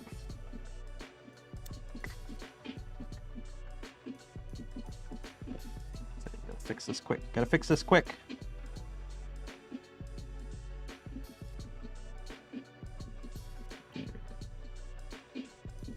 There we go.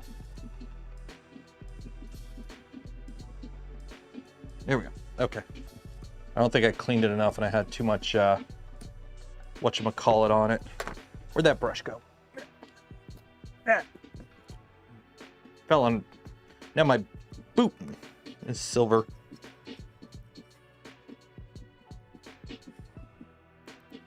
There we go. Okay. Abort! Abort!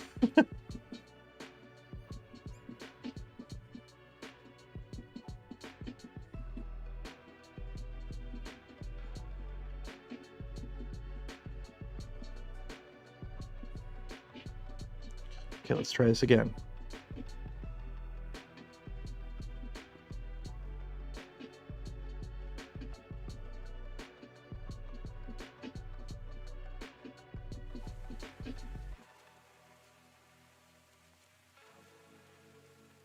There we go. There we go. Okay, let that dry. Flip it over. That way it can dry all nice and silvery. There we go. It's coming along pretty nice. I got to figure out what color I'm going to paint the handle. I think I'm just going to dry brush it with a bronze. So while that's drying, do you want to win some filament from POLYMAKER? No? Okay. But if you do, there's a link in the video description. You can enter for your chance to win some POLYMAKER filament.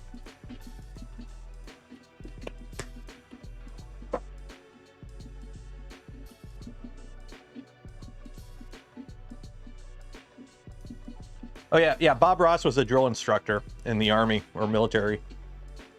Army is military. Was he military? Yeah, Army or Marines? I can't remember. Either way, he promised, or he swore he would never, or he would like tone down all of that after he got out. And that's why he's all soft spoken in the show, because he like toned down.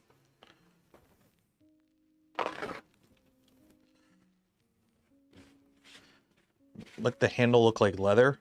I could do that. I can dry brush some browns on it. Brown with some red mixed in. I could do that. I could dry brush it with some brown and see how that turns out. Try to do this on the outside edges of this. Just kind of.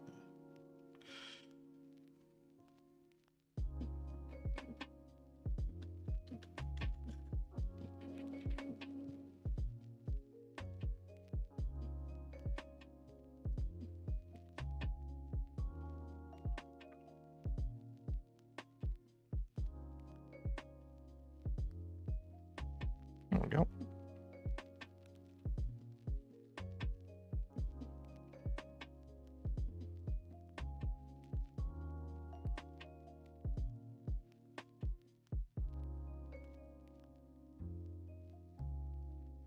There we go. A little bit of dry brushing. Just kind of smear it with the finger a bit. Thing is just, yeah. I think he's talked about it on the show a few times too. I need to get like I need to get the finger crush sticker and put it on here. I might actually have one. I gotta look. I might actually have a finger brush sticker. I'm waiting on these to dry though before I do too much, because then we're gonna stipple the top here. Almost missed the live. You don't want to miss the live. The live's where all the fun happens.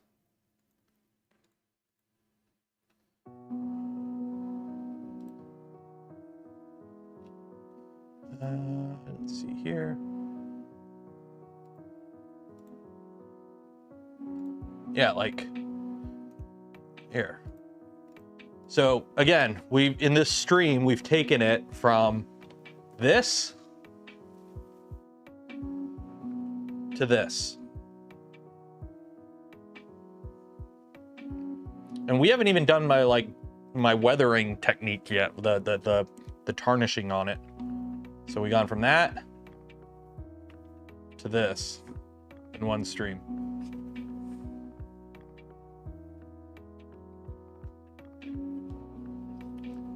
I can dig it. I can dig it. Okay, so now I'm gonna need to mix up. We'll do a drop of black. We'll do a drop of metallic bronze.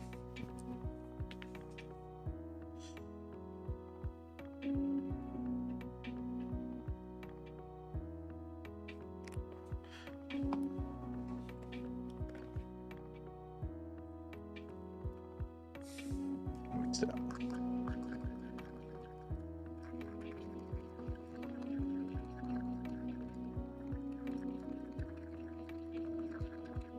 Oh, there's too much silver in there still. 1 second. Or black then.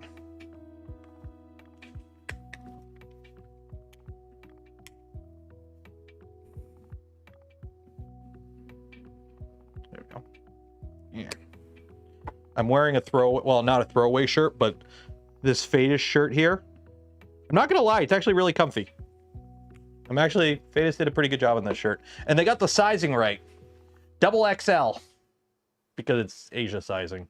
So I'm a large in North American, but a double XL in China.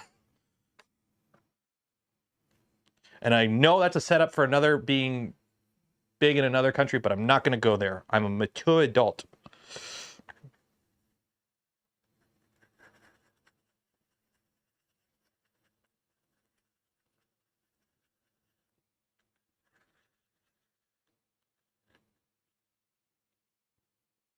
Need more bronze in that. More bronze, more black.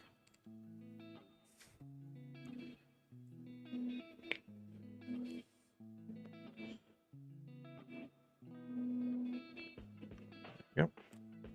I'm trying to make a like an exhaust color. Like not black, but like a metallic black almost. A little bit more bronze. I need a lot more bronze.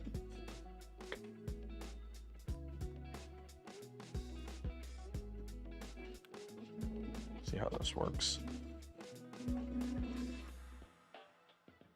Okay, that works. That works. That should work.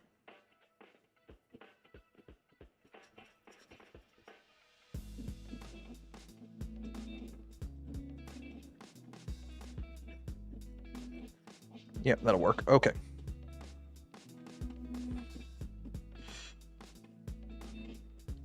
Let's see, how's that? Yeah, that'll work. That'll work. Okay. That the mini railroading hobby would be much more fun if people put Gunpla next to the trains. They're about the same scale. Are they? That is something I want to do. I do want to do a Gunpla model at some point. The problem is I don't want to do Gunpla. Well, I don't want to do a Gundam. I don't watch Gundam. So me building a Gundam, other than like, I know the Gundam. I can point out a Gundam. I know what a Gundam is, but I don't know the variation of the different models. You give me a white glint though, I'm down. So. Can I grip it with the armor glove? I don't have an armor glove. The plan for the power armor, let me grab like the arms. So the arms on the power armor, which box are they in? I gotta climb. Yarr. Oh, that's garbage. These are garbage. Oh, they're in the box. I'm not gonna dig them out. These are parts from another set I never ended up using. Plastic, garbage. I'm gonna be using my real hands in the power armor.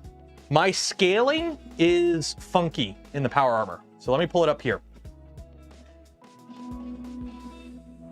So I'm on stilts on this. I'm about 3 to 4 inches taller in the power armor, but my hands are normal sized. So if you look at the T60 power armor that like they use in the show, in Fallout 4, the Hacksmith is building T60 as well. That power armor, your feet are, it's like a StarCraft Marine. Your feet are here, and then you have extensions for the feet, and your hands are here, and then the hands themselves are mechanical. I'm not doing that. My hands will be my hands, and the plan for my hands is, I don't think I have, well, I can use this as an example. I'm gonna get like some heavy-duty welding gloves. Okay, these are just welding gloves, but I'm gonna get some like heavy-duty leather welding gloves, and I'm gonna just rivet plates onto the back. So I'm good. So it'll just be my normal hands. Kind of like how my Mando armor is literally just leather gloves with like some plates Velcro to it. I'm doing the same thing.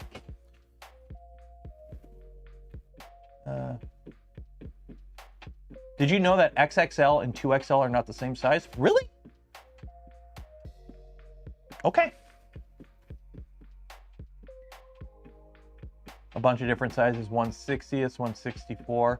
I'm assuming this, yeah, because 1/60th would be what? So 1 inch is 64 inches, or 1 foot is 64 foot. So it's scaled, right? Okay, let's see how this turns out. So the plan with this is basically not do it as much. I haven't done anything with the blade yet, too. So that's something I still got to do. I got to figure out. I think I'm just going to wash the blade.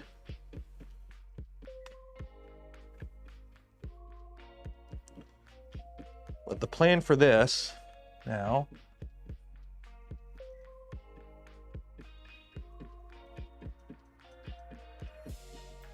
Oh, yeah, that works. That works. Problem is I have to do it a little bit thicker on the inside. Yeah, I gotta like brush up the whole inside here.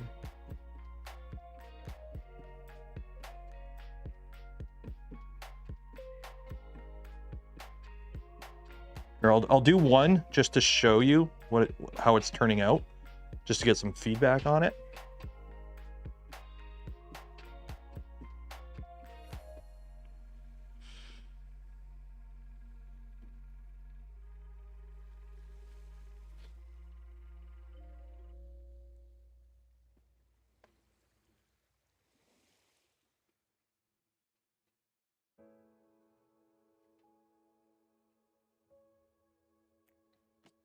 So just see the bottom one there? I gotta move it in the middle. Focus is there. See the bottom one? It's just like it's just an exhaust, right? It's just exhaust. Electric bread knife.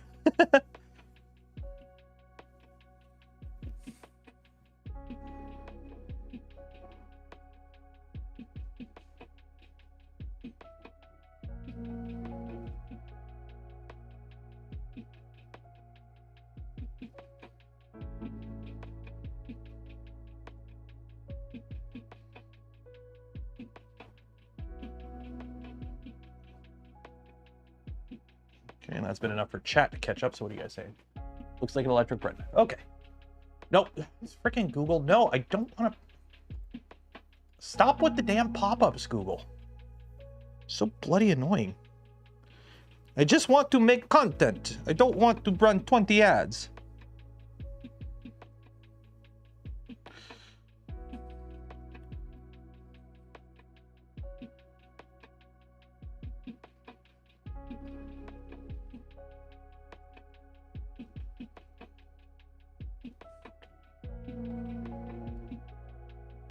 This is actually coming out way better than I thought it would. Not gonna lie. I know we're in VATS mode, but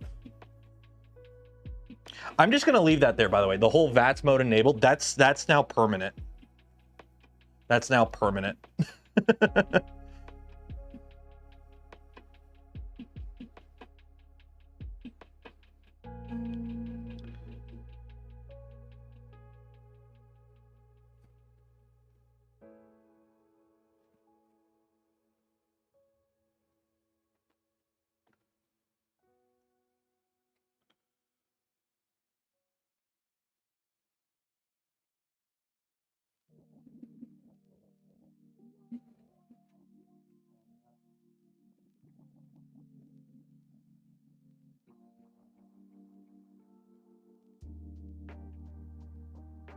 This actually is working pretty good. There we go.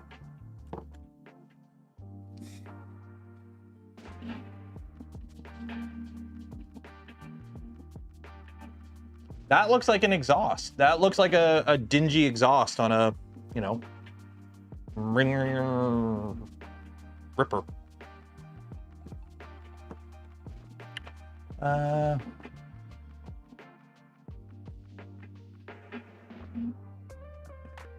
Making you feel old. I mean, I could put like an overlay on it to make it look tinted, like it is a thing. I could do that if you want.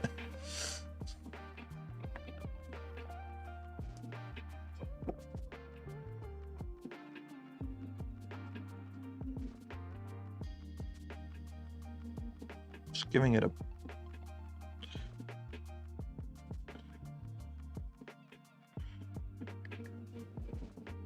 This is going to be like my pre...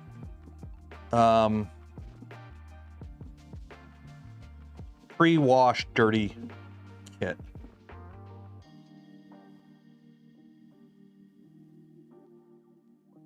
Just to kind of... You don't want solid colors. That's one thing I've noticed, like just, you don't want to have unbroken colors.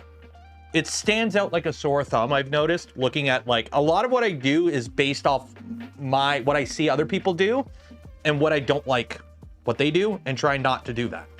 And my big thing is consistent colors don't exist.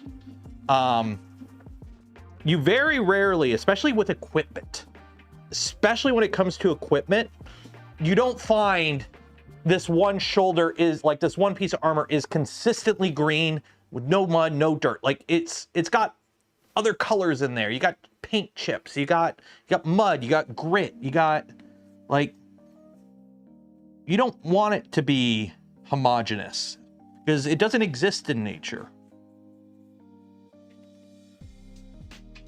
Like you want it to be broken up. You want it to be dirty and scummy and yucky.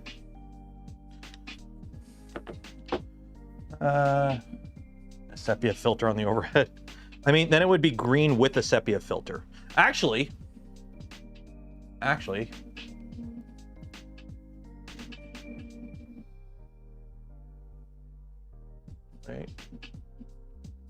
No, that's not it. Maybe it's this one. Cinema. There you go. Sepia.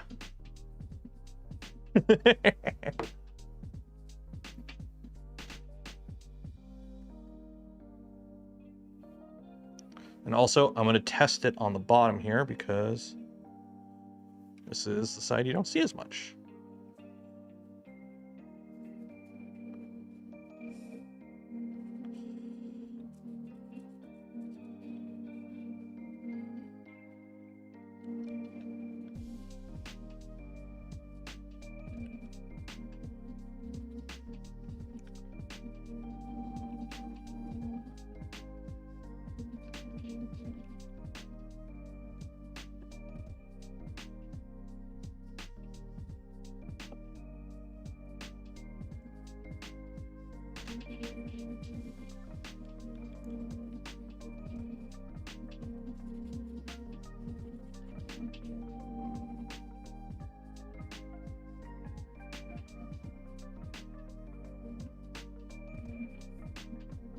It actually, I know people are like, oh, it doesn't look as bad. It's like, oh, well, okay.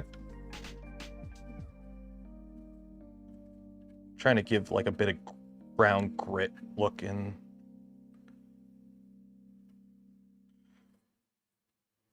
Oh, too much.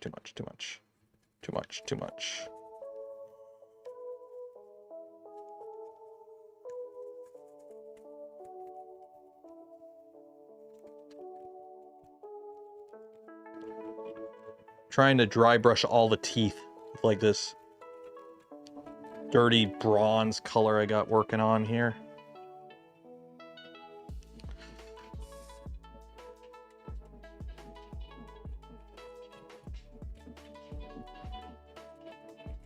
Because again, I don't want it covered in blood.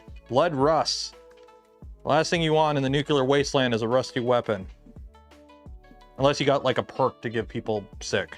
But rusty weapons fail. Rusty weapons jam. Keep your equipment clean and it'll take care of you. Right? Right.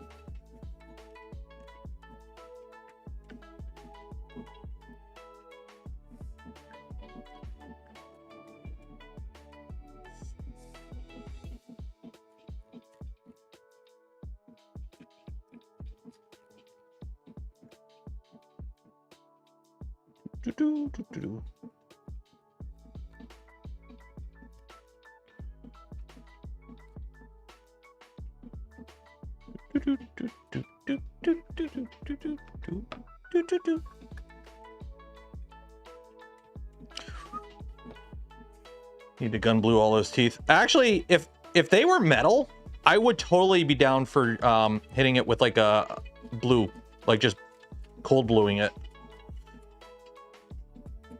Although if you want to trick with cold blue, if you ever have to cold blue anything, heat it up first.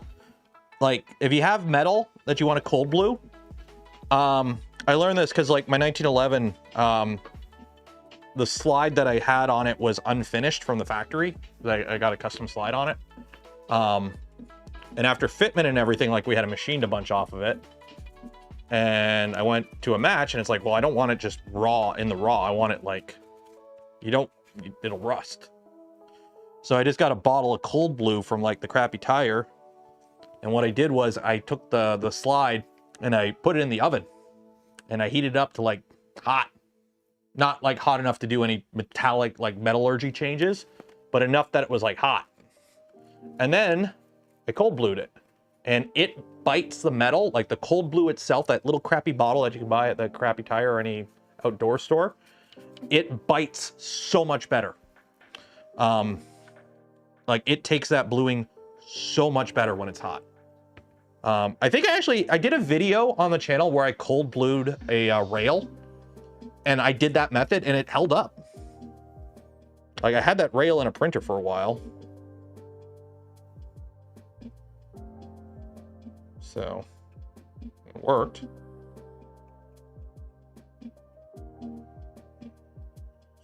Yeah.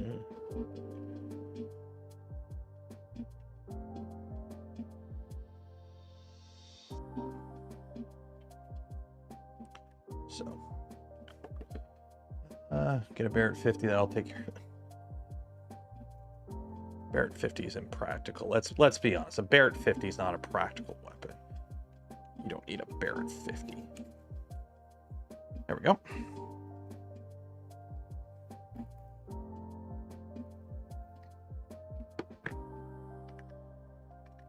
I'm really liking this one, like this random black, silver, and bronze that I made up here is actually pretty.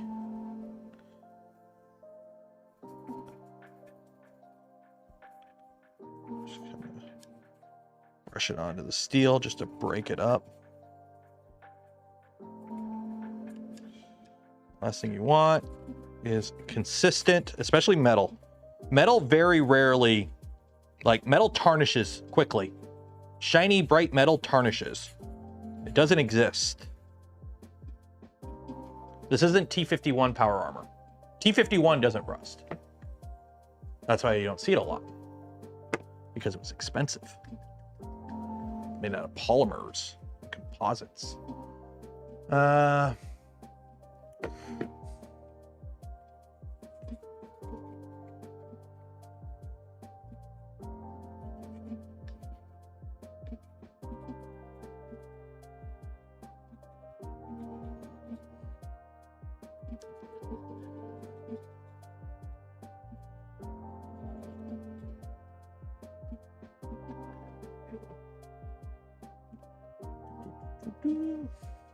Yep.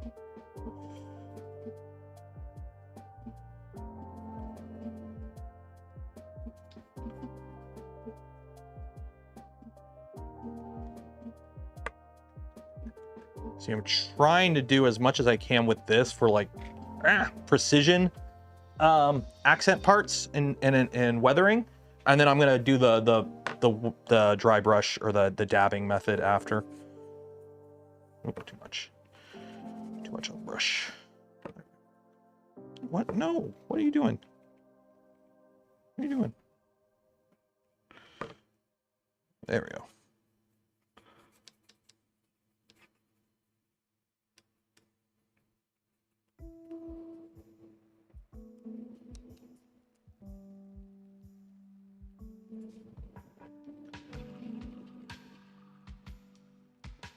Da-da-da-da.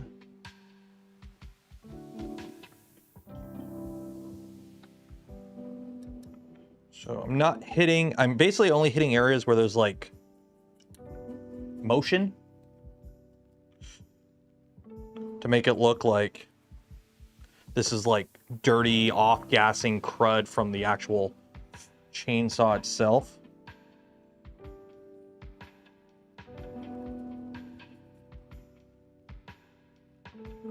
exhaust there.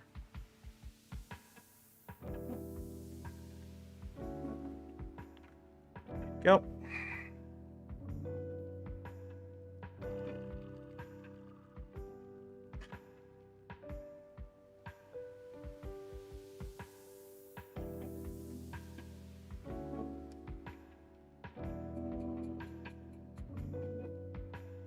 And also I'm using this to kind of, anywhere where I accidentally put a little too much silver, I'm using this to kind of like break it up. To make it look like, oh, that's a big dirty chunk that came out of it a while ago. And then also I'm hitting edges, like these corners here, with a very dry brush to make it look like it's just wear. It's just wear. Especially the tip here. Right? This has been hitting people. Right?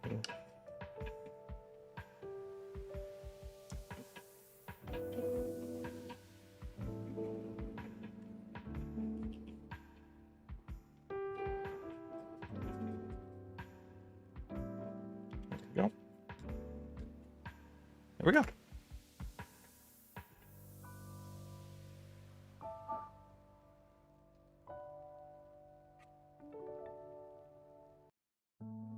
I don't know about you, that looks pretty good. So now I got to figure out how to do the handle. That's going to be fun. So what do we say? A brown. So dry brush on a brown. Dry brush on a brown to that. Let's see how that does. So let's try that. Let's try that. Let's try that. Let's try a brown. The teeth came out pretty good. I'm happy with the wear on the teeth. I'm happy with the wear on the teeth. Oh, actually, I might have missed a few teeth. Make sure you got all your teeth. There you go.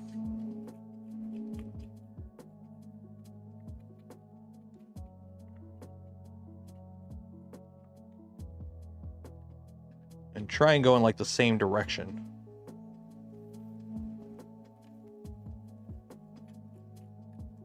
Because that way they all kind of match. There we go.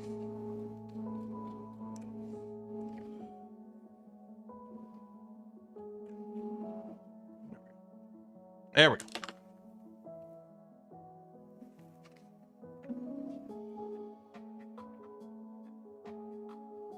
There we go. Liquid masking. Yeah, I know you can do the liquid masking. The problem is I don't really...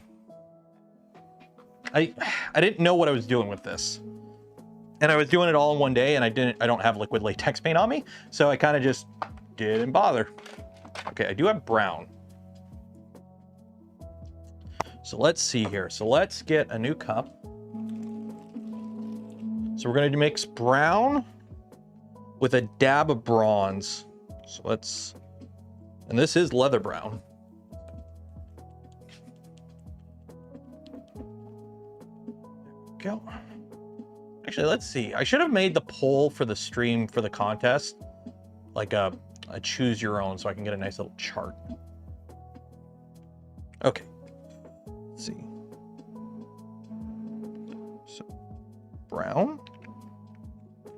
And then put a little bit bronze. I love how I have two different paint, like bronze paints here, but they're different.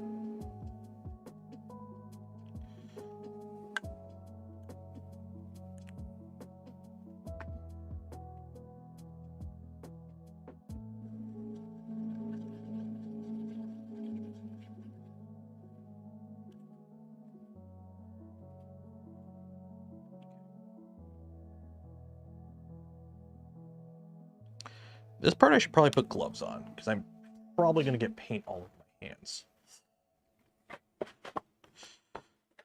There we go. And actually, I know what I'm going to do now because what time is it? What time is it, class? What time is it? I'm actually happy I'm not feeling sick. I'll be honest.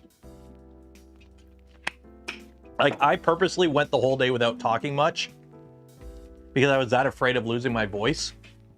So I was like, I just won't talk a lot during the day, and then when I go live, I'll find out if I actually am losing my voice.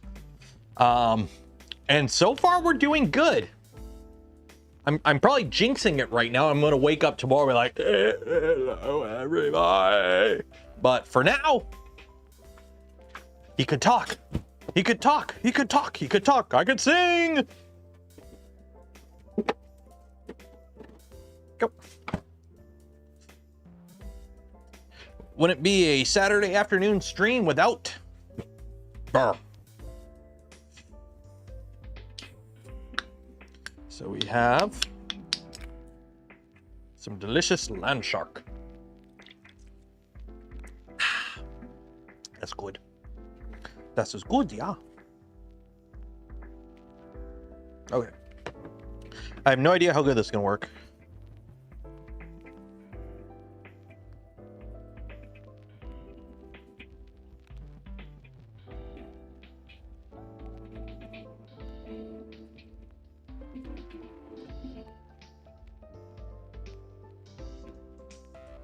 It's kind of working.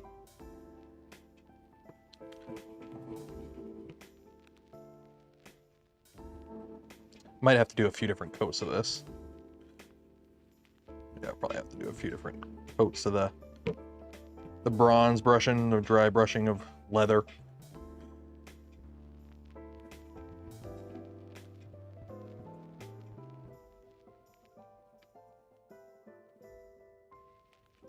Problem is the yeah, it's gonna be annoying. The bed liner leaves a lot of holes,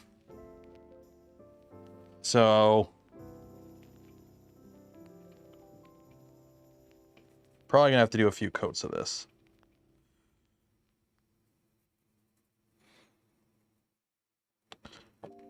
I mean, it's the grip. It's going to be like the worst looking part because your hands are like, it's the most wear item part of it other than the blade.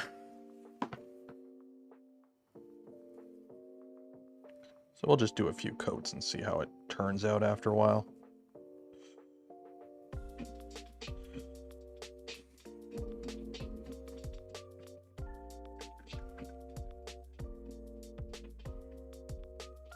Oh well.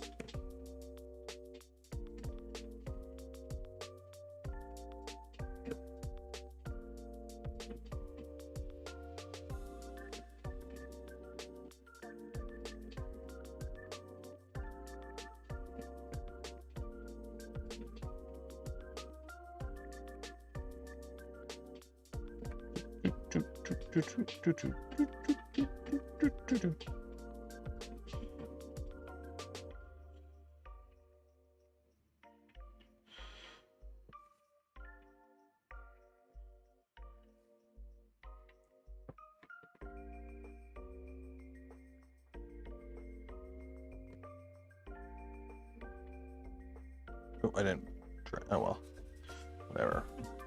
Need to do a bunch of coats of this stuff anyways. What I may end up doing is just say screw it and wrap this with leather and call it a day.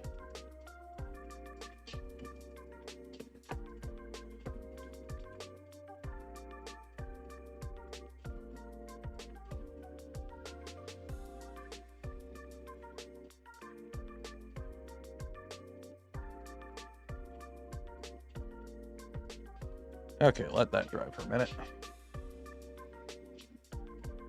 After another coat, it'll probably be okay. After another coat, it'll probably be okay. Yeah, that kind of works. That kind of works. If anything, I should probably mix in a little bit of yellow. If anything, I should probably mix in actually a little bit of yellow to make it lighter.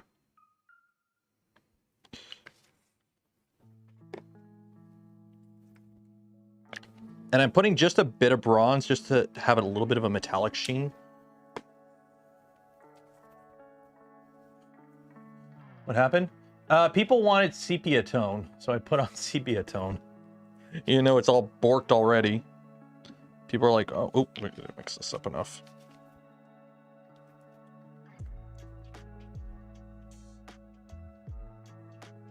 There we go.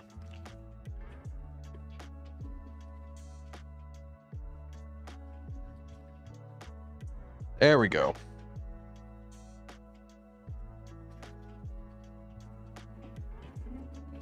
That's a nice, that right there, that's some chocolate milk. That's some delicious chocolate milk. Choco Milkies.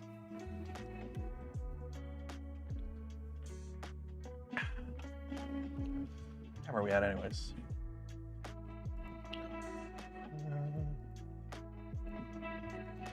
Yeah, the socials are going. Oh God, what did Shane clip?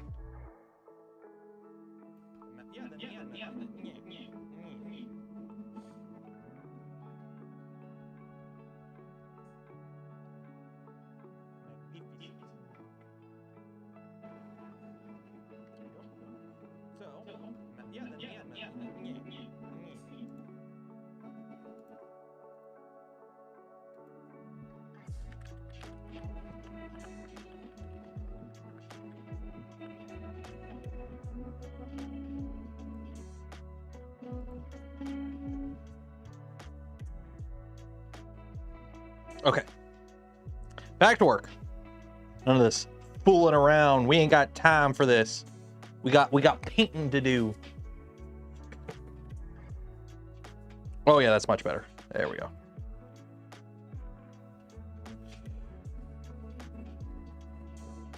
Oh yeah, that's much better.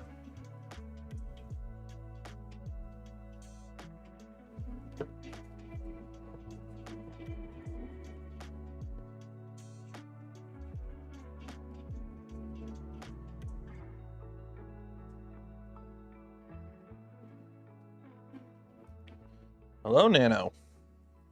How are you doing?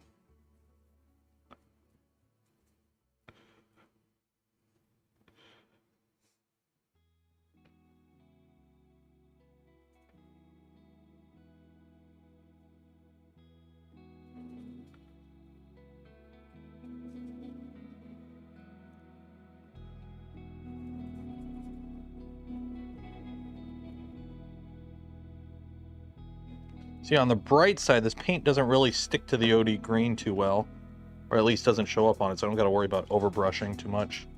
I'm gonna just kind of slap it on and not worry about it too much.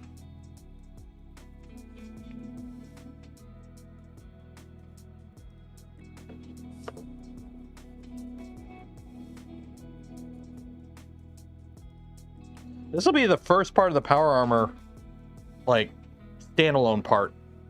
Not like, because the suit itself I don't consider done until the whole suit's done. But I have the helmet done. Well, actually, no, the helmet's not done. I got to put the battery back in it, which hopefully we have time to do. This might be the whole stream right here. I was like, oh, we'll paint this, and then we'll put together the last pistol and sand it all, and I'll glue the last pistol together and get it ready for paint. And then we'll also print a bunch of stuff. Meanwhile, the entire stream is me playing with my paints, like, you know, a kid. I'm doing art. I'm gonna hang this up on the fridge when I'm done. I am an artiste. By the way, Shane, if you're still here, I'm calling into the charity stream on this camera. This one right here. I'm gonna mount it in my computer room, and this will be the calling camera for that. Hope you don't mind. I'll use the better camera. I'll be professional-ish. And if you're still here, Shane, what are you doing up so late? Go to bed. You're like the Czech Republic, man. It's like bedtime.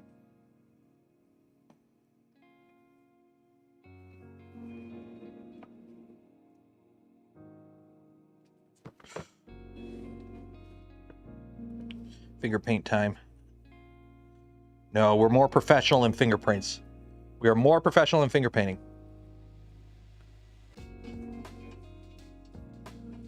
We are better than that. There we go. That kind of works. Yeah, that works. It's gonna change shade a little bit as it dries, but that looks like a military weapon grip handle.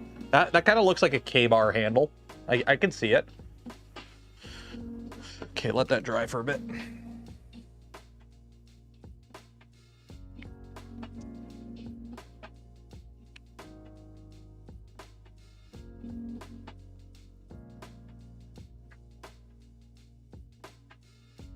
Take care, Defy 3D. Okay, we'll go with that.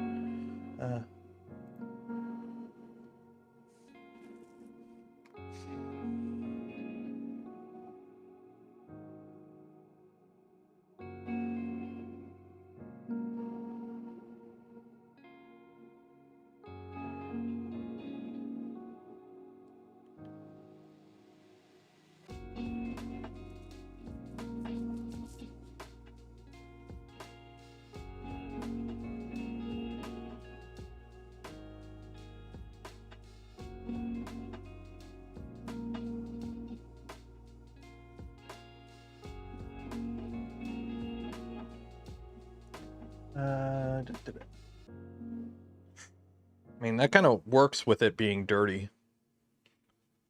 Oh, that works. That works.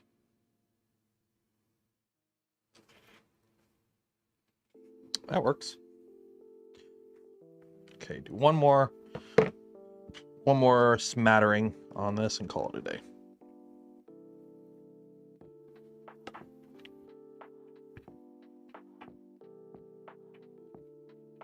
Try and get all the nooks and crannies.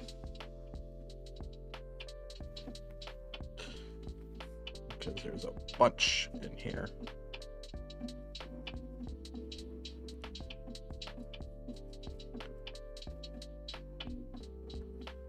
Go.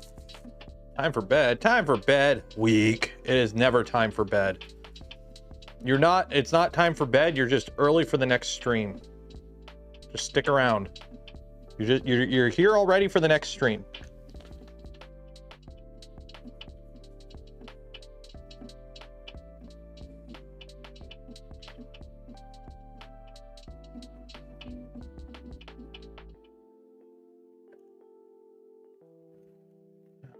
Also, I keep doing this. I shouldn't be doing this because all the weight is on this one little point that's barely held in with, like, it's more held in with friction than glue.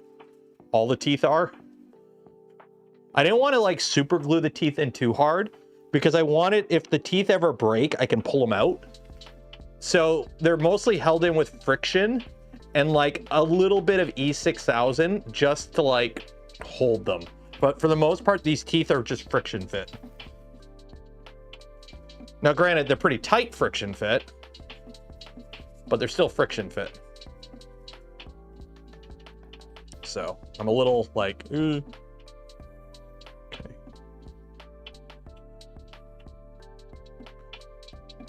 I could tell which way I was painting for most of this because none of those line up. There we go. There we go. That looks like a K-bar. There we go. Oh, that looks so much better. That looks so much better. Okay. So now we're going to let this dry for a bit, and I'm going to do my little dab it with watered down black paint thing.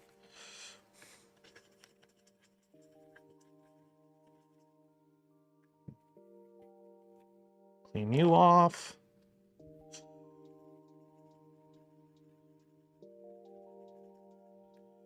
Don't think there was anything else I wanted to paint on here individually before we get to the final wash.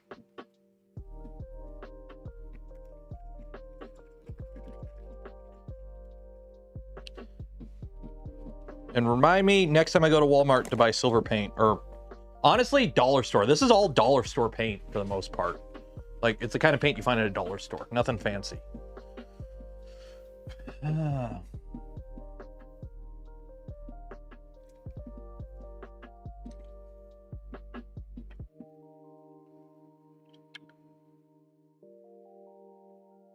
Back to night shifts only, listening to Killer over some lo-fi. Not strapped in the cold anymore. Nice. But as a hotel receptionist, ooh, honestly, that's like years ago. Like when I worked at the shop, we would do like, you know, you'd talk about random shit. And it was like, if you won the lottery, what would you do for a job? And we're talking like you won enough money where your mortgage is paid off. You're basically not enough to like go nuts, but enough where it's like you don't have to work anymore if you don't want to, but you want to work. What would you do as a job? And like midnight hotel receptionist, the guy who works at Home Depot who helps you find stuff. Like there's a ton of jobs out there that if you didn't care about the fact that they're a low paying job, like that's not too bad. Not hotel. I don't know. That was like one of them. I think it was like night shift at a hotel reception. I don't know, like night shift. It was something with a hotel. I can't remember exactly what it was. Oh, is it a nightmare? Okay, never mind. Never mind. It might have been something else at a hotel. It wasn't mine. It was somebody else's suggestion. But I want to work at like a small town hardware store and just help people find stuff. It's like you need something to keep you busy, but it's like I don't want to take all the like. Personally, like I'm not a person that if I won the lottery, I would want to invest it in a company and start my own company. It's like, no, I can live the rest of my life stress-free. Why would I want to do that? I'm okay putting in the bank, living off some interest, investing it, but it's like I don't want stress. Like I want to live my life as stress-free as possible. And it's like I would love to just have a job. Like there's a lot of jobs. Like let's be honest. If McDonald's paid $100 grand a year to flip burgers, nobody would have a problem working at McDonald's. There are no bad jobs in the world. There's just bad pay. Anyone will work any job if you pay them the right amount of money. It's just some people don't want to pay them the right amount of money to make them work the job. There is stress in investing. Well, if I'm talking like we put it like all in the S&P 500 and call it a day and I'll check it in 40 years. Like that's the kind of investing I'd be doing. I wouldn't be cryptoing. I'd be like, yeah, let's just put it all in blue chip and I'll check it in 40 years. Kind of investing. Too much paperwork. Don't want to deal with the paperwork. I don't want stress and I don't want paperwork. Where did I put my cup? There's the cup of black paint. The dirty cup. Yummy. Good pay doesn't mean the job doesn't suck. Well, don't get me wrong. Like, you know, being the guy who cleans out sewage probably isn't the most fun job in the world. But at a certain price point, I bet you everyone in the audience would sign up for that job. If it's like, yeah, this job pays $500,000 a year. A lot of people would do a job that sucks. No problem for $500,000 a year. Yeah, I can handle a lot of suck for 6 to 7 figures. Exactly.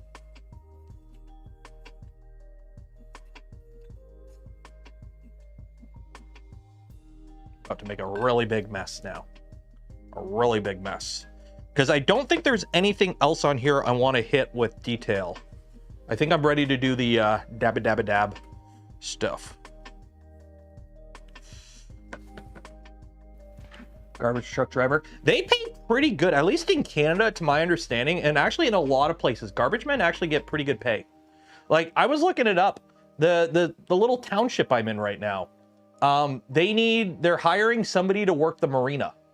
All you do is like, you sit at the marina and help people launch boats. Like your job is at the marina at the launch place. So you sit in the little shack and when people pay you to launch their boat, and that's your job. And it's a $31 an hour job.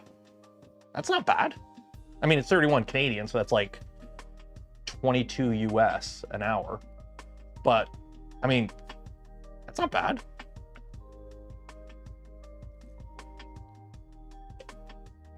Can I do an only Benji's hat in the faded style? Remind me, and I gotta update the store. I know some stuff in the store is a little out of date. The store has kind of gone to shit, simply for the fact that a couple months ago, they changed which company did the store. I do my merch through Stream Elements. If you want this hat, you can buy it. Although you can't buy this exact hat because this hat was bad. I fixed it. So this is the scuffed hat. So if you buy a hat now, it's the better hat. But Stream Elements changed the company that did their fulfillment, and now they use Fourth Wall, which is also the one that Google uses for YouTube. So on the bright side, my store is now accessible from within YouTube. like within the YouTube window. You can, like on my page, you can view the store. The problem is it didn't carry over anything from the old store. So I have to like remake all my merch, and I threw a few things up and then I got annoyed and stopped doing it. Because it was really annoying to like remake all my merch. Because I had to like put all the logos back up, figure out all the sizing and everything, and then I ordered a few test things to make sure it was good, and it was okay. I like the hats. The one thing they do good is hats. The shirts are pretty good. You just gotta flip them inside out when you wash them, otherwise they'll fade pretty quickly. That's one thing I learned. Pretty much all shirts that have like this kind of stuff on it, you wanna throw it in a, you wanna wash it inside out. Yeah, that silver paint is Garbo. That silver paint is Garbo. It never even dried up. Okay, get some more paper towels here. Call it hazard pay. Parking attendant. I wouldn't want to do parking attendant because I'd be worried about crashing somebody's expensive car.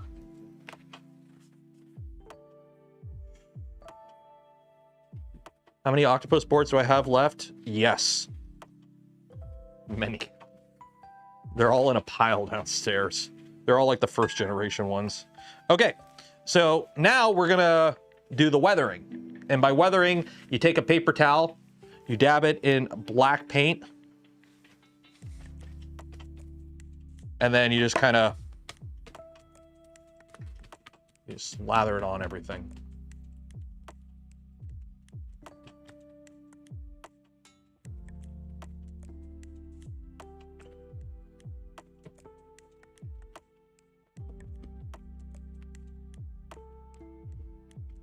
Don't wipe it, just dab it.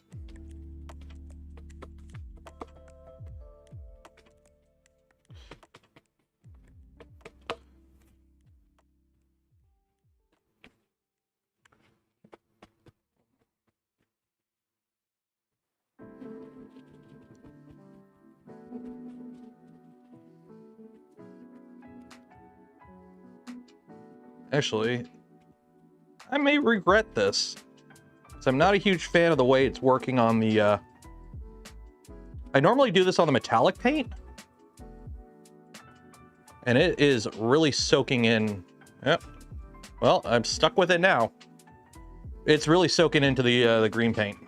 It's not getting the same effect that I normally get when I do it on the green paint. I normally do this on a metallic paint. Make it work, but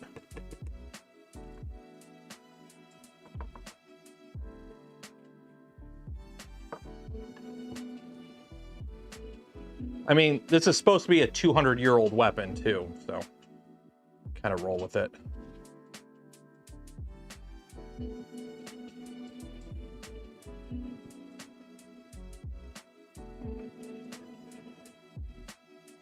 Bodge paint job. I mean, it's not bad. It's just, it's not the same effect that I get on the metal. Like on the steel paint. Because on the steel, it's more of a, it gives you a more splotchy look. Whereas on here, it just kind of just looks dirty. And the problem I'm having is I've got corners. I'm gonna have to like,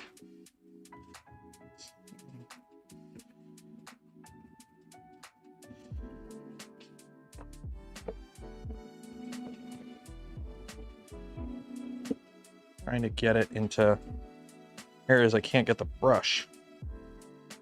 There we go.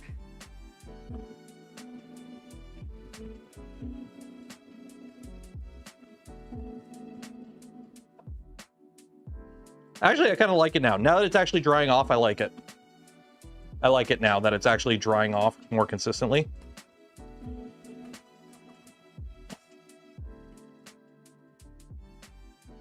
Just making it, dig it into the corners is kind of a pain. Oh yeah, I'm digging it now. Now that I'm seeing it on more of it, I'm starting to dig it a bit more. Just gotta dig these stupid corners. Dig the corners, dig the corners. Always dig the corners.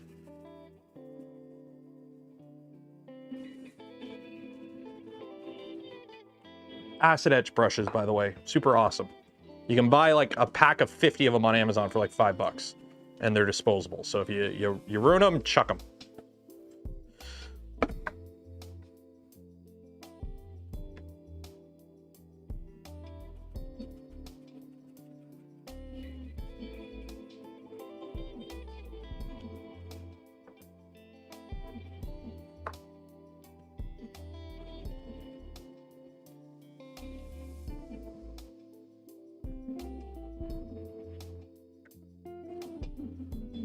Yeah, always dig your corners. Dig the corners.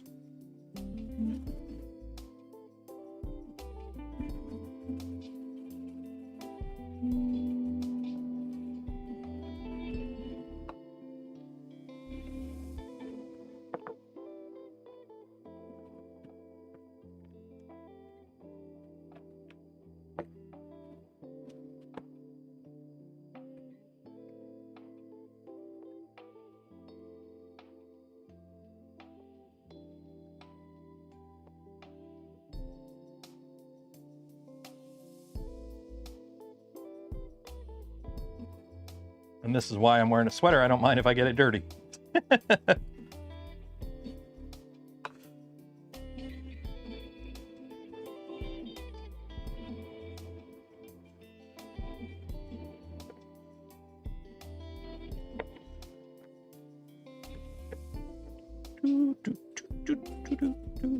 I'm probably getting... no, it's not bleeding through yet.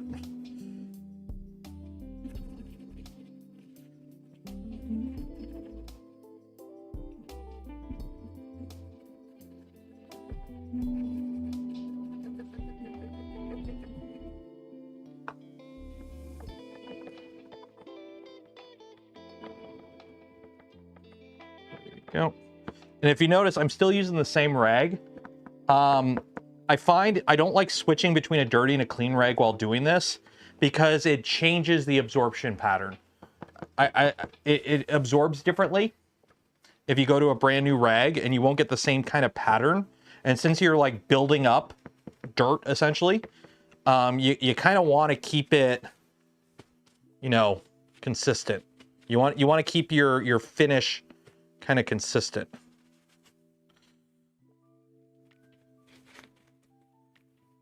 So, well, now that I'm thinking about it, we gotta reload it a bit. There we go.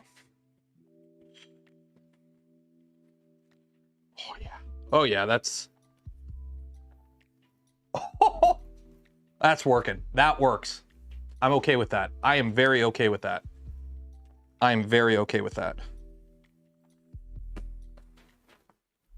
I'm very okay with that.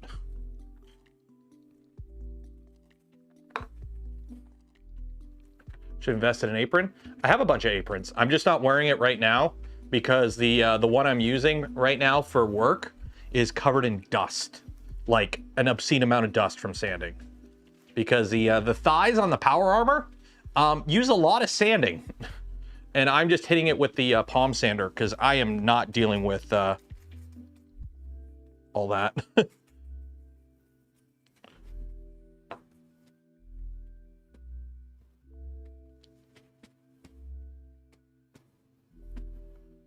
Yeah, I'm not dealing with all that, so it is covered in dust, and I don't want to get my real apron like covered in paint.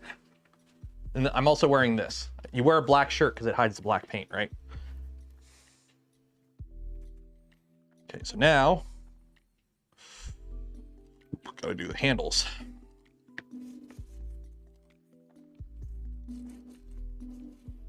Slather it on. And then this is just to break up the shininess of the, give it the same kind of tarnished look as everything else. Just kind of make it consistent. You want consistency. You know, it already is kind of, you know, brown with a bunch of black splotches. It's got a different sheen to it than this. This gives it a different sheen. I don't want shiny. I don't want like one part of this being shiny and the rest of it being kind of muted and dirty. There we go.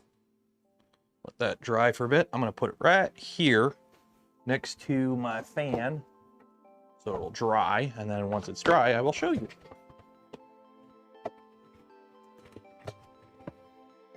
I know the apron. I know the apron. I still have it on the logo. The apron's right there. I just don't wear it as much because of this. It gets hot out here in the summer, so I stopped wearing it in the summer, and then it's like I got out of the habit of wearing it. That's kind of my problem.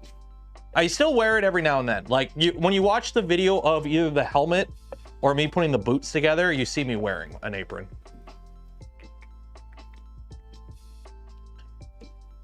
So. Also, cutting mats, because otherwise you will destroy your desk doing this kind of stuff. So I think that's it. I think that is it for the helmet. Or the helmet. The there's one little. In a second.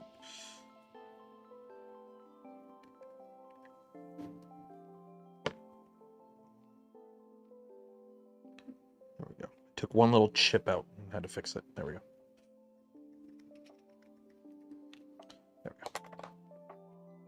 So behold, your standard issue. Oh, one second here. Yeah.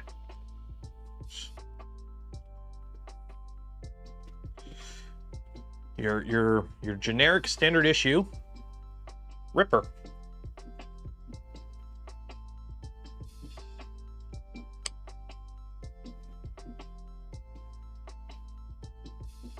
That came out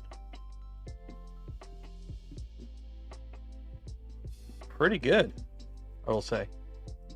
You still have the metallic sheen off the stuff that's metal that I wanted, but for the most part, that is a Ripper. And nothing fancy. I didn't need any fancy equipment for this. This is a 3D print, generic 3D print that sanded, glued together, spray painted, and then did with some dry brushing and some watered down black acrylic paint. Have at ye.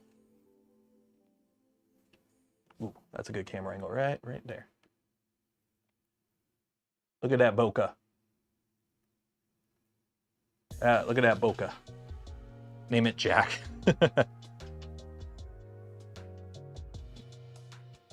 So I gotta figure out how to make a holster for it, or a sheath for it.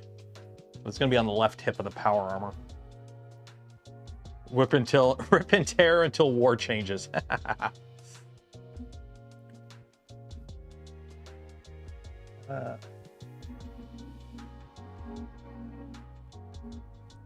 Yeah, that came out really good. I'm actually really happy with that. Take some pictures of it. See, the problem is now I need a bottle of Nuka-Cola. Because, like, the joke is whenever you take a picture of a Fallout prop, you have, like, a Nuka-Cola. Get these gloves off.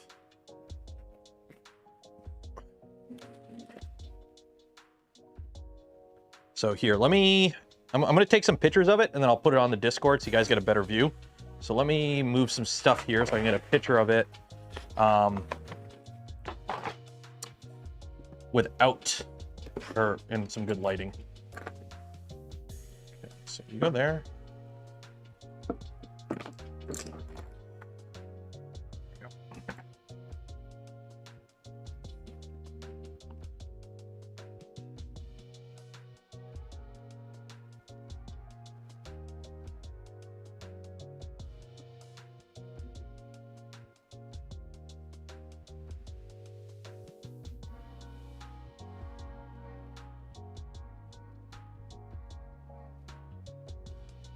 Trying to hit the light.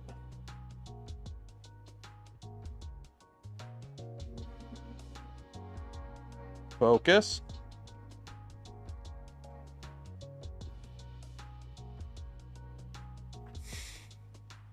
There we go.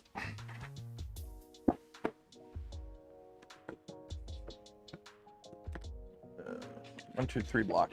1, 2, 3 block.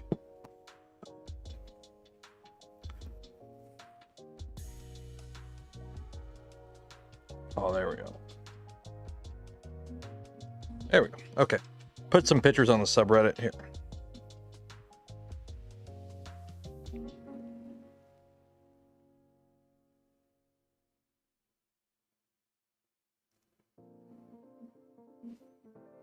There we go. Threw a bunch of pictures of it on the subreddit. Oh yeah, here.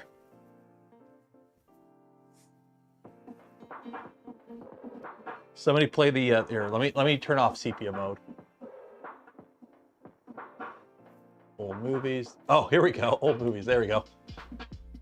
Righto. So here we got the your standard Army issue Ripper. There we go. Back to VATS mode. There you go. The Ripper.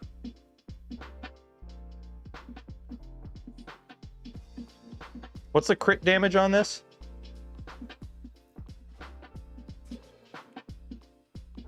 I am really happy how this turned out. I'm actually kind of happy that, that the wash came out the way it did. Because it gives it like a sooty, like... Because again, back to Fallout 3 Ripper. Because the model from the game for the Fallout 3 Ripper, it's kind of like that, right? See, that's too clean.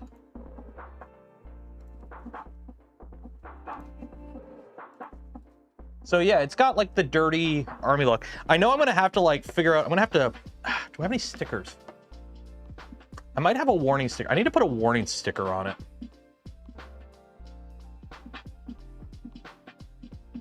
Because I got this big open area here. I need to put a sticker, an army sticker on it or something. But for the most part, I'm really happy how this turned out. This turned out really nice. Like it actually, this turned out like grab you. Yoink. If we're gonna work on this next because we got a couple minutes left. So.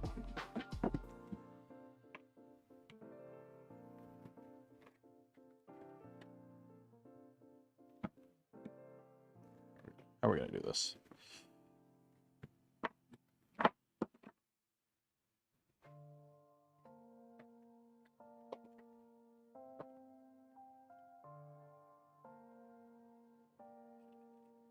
There you go. That works. That works.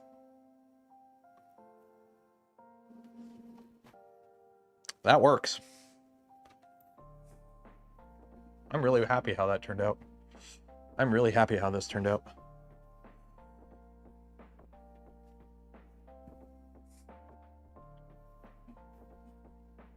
There we go. And remember, if you want to keep seeing content like this, don't forget to like the smash button, subscribe if you're not subscribed. If you want to help support the channel, the content I create, and the things I do, consider becoming a channel member, Patreon supporter, or if you're really cool, gifting memberships to others. Best way to support the channel. That was fun. That came out really good. I'm really happy how that turned out. I'm not going to lie. That came out way better than I thought it would. That came out way better than I thought it would. Oh, VATS, Vault Assisted Targeting System. In Fallout 1 and 2, the game is like real time until you get into combat, then it goes into like turn-based, and VATS is like the system for that. And then the newer Fallouts, VATS allows you to slow down time and target stuff individually. Which is actually, I will say, the way Bethesda took VATS from the isometric sprite-based Fallout and adapted VATS to the 3D Fallouts is actually a really good way of doing it. Like they took a system and they adapted it very well for that. Don't knock it. Gifted 5 community memberships. Cheers and appreciate it. I'm gonna try and save some of these cups right now. Because like if they're just used for mixing paint, I can reuse them. If they don't have a lot in it.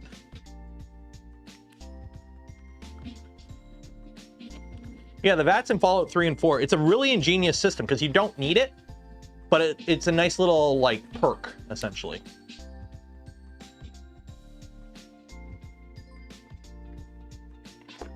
Okay, let's clean this up.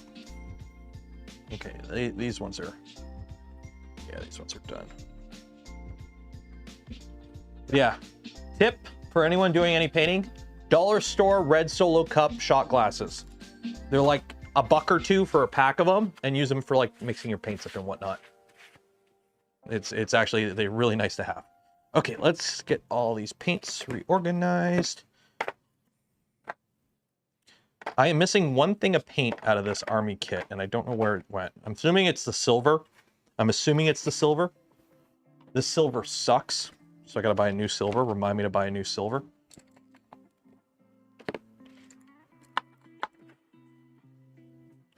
So that's that. There we go. Paints.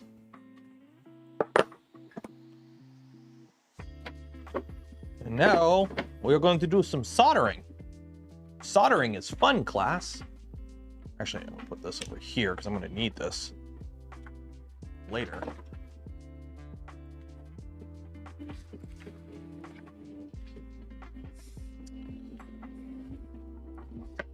I am so happy how this turned out so nice. This came out really nice.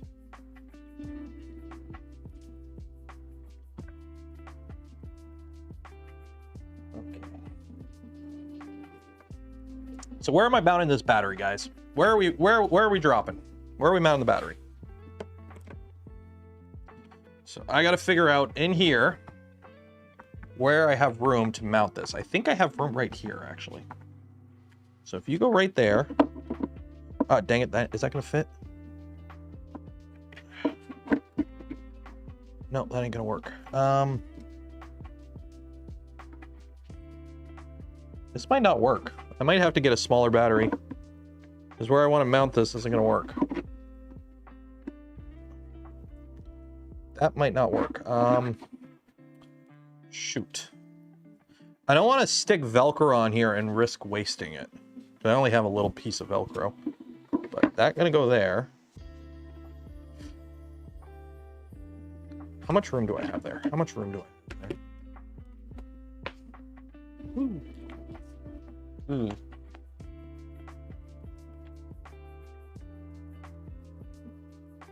Oh yeah, there's no room there for the battery. It's not going to fit there. Shoot. I'm going to have to figure out another battery solution. If anyone knows on Amazon the smallest USB 5-volt battery bank, Amazon Canada, if somebody wants to link me a small one, I need to get a small one. In the meantime,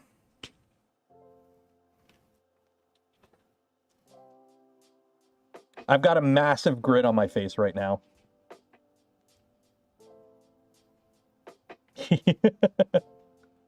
What is it?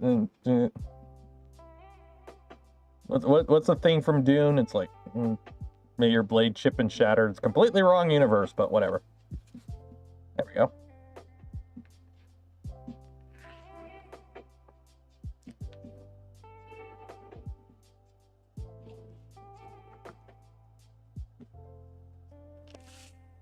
Yeah, that battery's too big. Where I was gonna put it, actually, one second. Let's see. Well, that foam on the back. That foam no, that foam is actually doing something. I can't remove that foam. I could take that foam out, actually. Will it fit right there? Will it fit there? Let's try this. Let's see if I can. Okay. Try not to break my glasses doing this. Let me put it in here with some double-sided tape and see if it'll fit in that little spot. May thy ripper never run out of fuel. Or no, chip and shatter. Okay. May thy ripper run out of fuel. Luke, I am your father. No, I don't want to run wires from the helmet down to the body because I don't want every time I take off the helmet to worry about ripping off the battery. Get one of those cylinder. Yeah, see, I don't want to have the I want everything to be an independent system.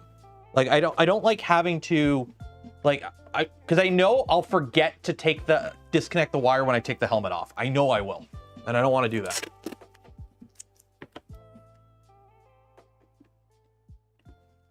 Okay, I think I have room right there. Can I stick you there? Will you fit there? Let's see.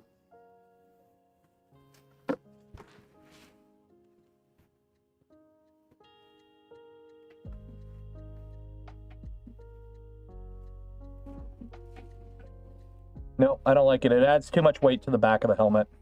It throws off where my head sits. I was hoping I could stick it in the back there, but it throws off where my head sits. I needed like a lipstick. They used to make, I was looking in dollar stores because you used to be able to get like really small USB battery banks that were like this big. And I was gonna get one, but I couldn't find any. And then this was the smallest one I found on Amazon, but it's 10,000 milliamps. It's way too big. I need like a 2,500 milliamp one. Put a hard hat mount. I probably could, but I have it foamed up. I do have a bunch of foam in here, and it does fit pretty good. I might put a strap on it at some point just to keep it attached to my head. But you got to remember, when this is on, I'm going to have two massive shoulder pauldrons on each side of me. And then I'm also going to have like stuff in front and behind. Like I'm not going to be able to move my head a lot with the whole helmet's on. I'm not going through the whole pogo pin thing. I'm not dealing with pogo pins. But like, we know this works. Yep. We know it works. I just need to get a smaller battery bank. So that's something I got to look for. So maybe when I'm out and about tomorrow, I'll take a look. I'm really happy how this turned out. Like, we're going to be redoing the light with a resin printed one with actual LEDs in it at some point. I could go fancier because I actually have, let's see if I can do this without breaking anything. Where are you? I need a tool. We need a tool class. That'll do. Okay, ready? 1, 2.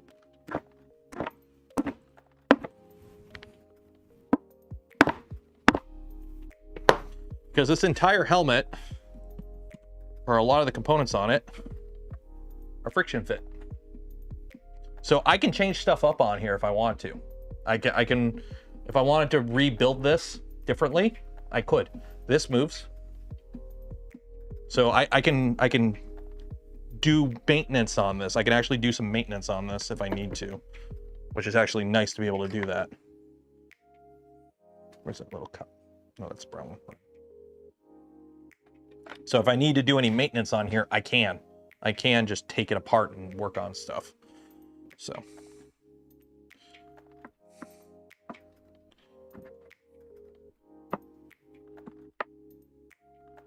And then this, just same thing, friction fit. I just have a piece of tape in there to wedge it in place. So the plan is with this is to redo it, because I don't even think, yeah, this lens isn't even held in, it's just friction held in. But the plan is I want to reprint this whole component. I got to modify the STL so I can do it in resin, have room to put some LEDs in it, and then have like wires come through it. And then I'm just going to drill a hole so I can run the wires into the helmet. So, but for now, like I didn't plan on finishing it. Like I didn't plan on doing this.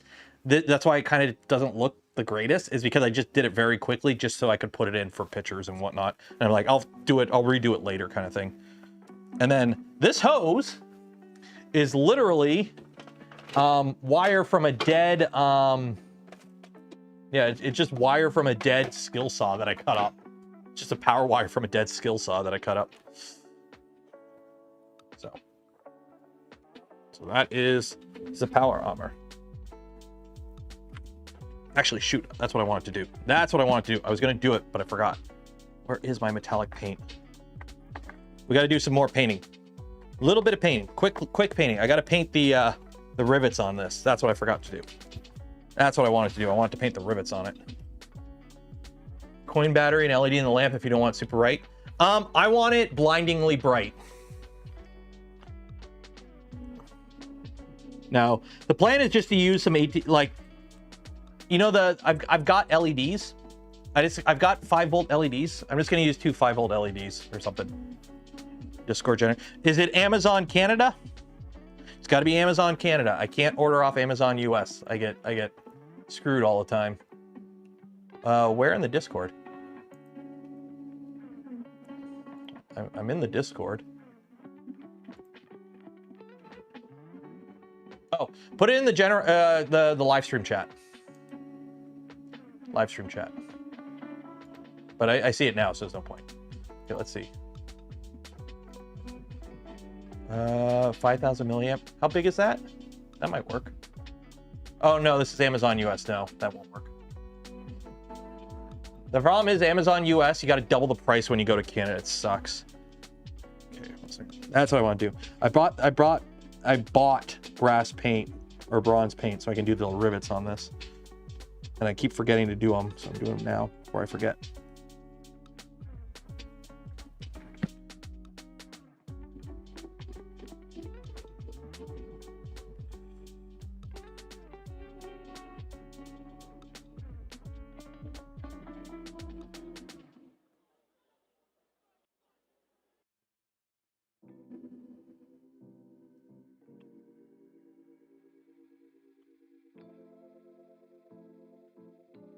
Go.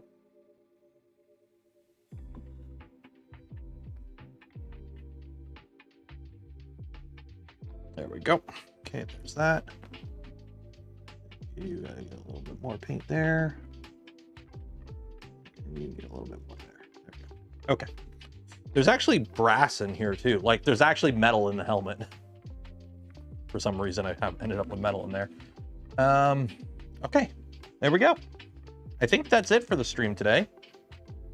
We're gonna do a giveaway. You guys want to do a giveaway?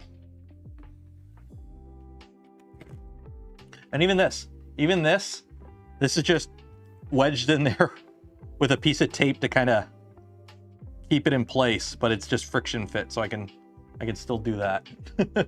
Because here's the thing, I knew if I glued this in place, I would break it off. So by it being friction fit, if I break it off, I can fix it. And it allows me to make it like, it'll prevent it from breaking off because it'll just get moved around. So it's just stuck in there with some tape. That's all it is. So, smart. You use your brain. Go.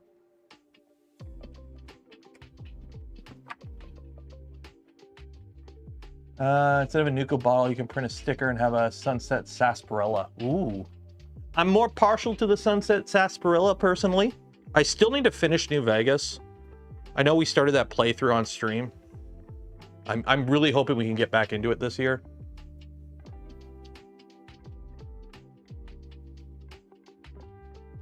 But yeah, that came out. I'm so happy how this turned out. This turned out, I was a little worried at first about the paint. I was a little worried, I'm not gonna lie. I was a little worried. I gotta fix one little area here. 1 second, I'm noticing it right now. I'm not gonna lie, I was a little worried at first when it came to the paint. Once I started putting the brush on. But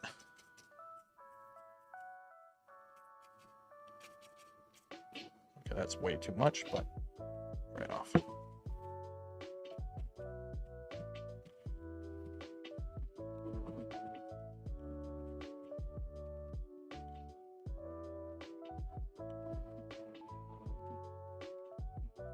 There we go. Yeah, I was a little worried at first, but then as soon as it like started drying and like more of it got it, I was like, yeah, that worked out. Like,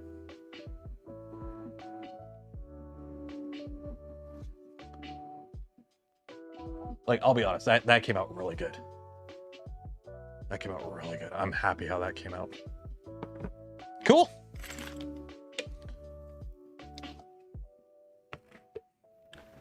K-can at 4.5 ounce. What? 10K math? What? Oh, you're converting volume to milliamps? Okay. What are we doing now? What are we doing now? What are we doing now? I might use this in the laser. I don't know. We'll see. This was 20 bucks. Okay. So this is the problem. I bought this for the helmet. This was 20 bucks, and now I'm not going to use it. So that's another $20 for the power armor. Like, I'm not keeping a chart of how much I'm spending on this because I don't want to know. I'm keeping my receipts because I have to, because business expense. But I'm just adding them to the pile, and I really don't want to look at the final cost. I really don't want to know. I'm like, let's just kind of... whatever it ends up being is whatever it ends up being, and we'll roll with that. So this is my problem. Now, this is my problem. I'm nitpicking now. I'm nitpicking now, and I don't like it. I'm nitpicking because there's little areas that I'm seeing, and it's like, oh, that can use a little bit more. Because that's standing out a bit. I don't like how much that's standing out. I don't like it. I don't like it. I don't like it. I don't like it.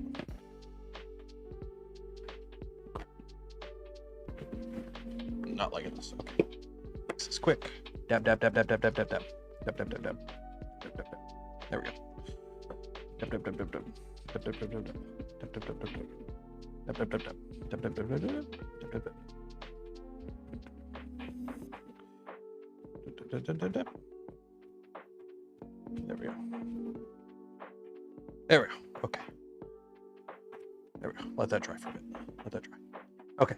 This is a problem. I start nitpicking stuff. Put it away. Put it away. Let's do the giveaway. Let's do the giveaway. Okay. Look in general again. Okay. Check quick. Sorry, Canada.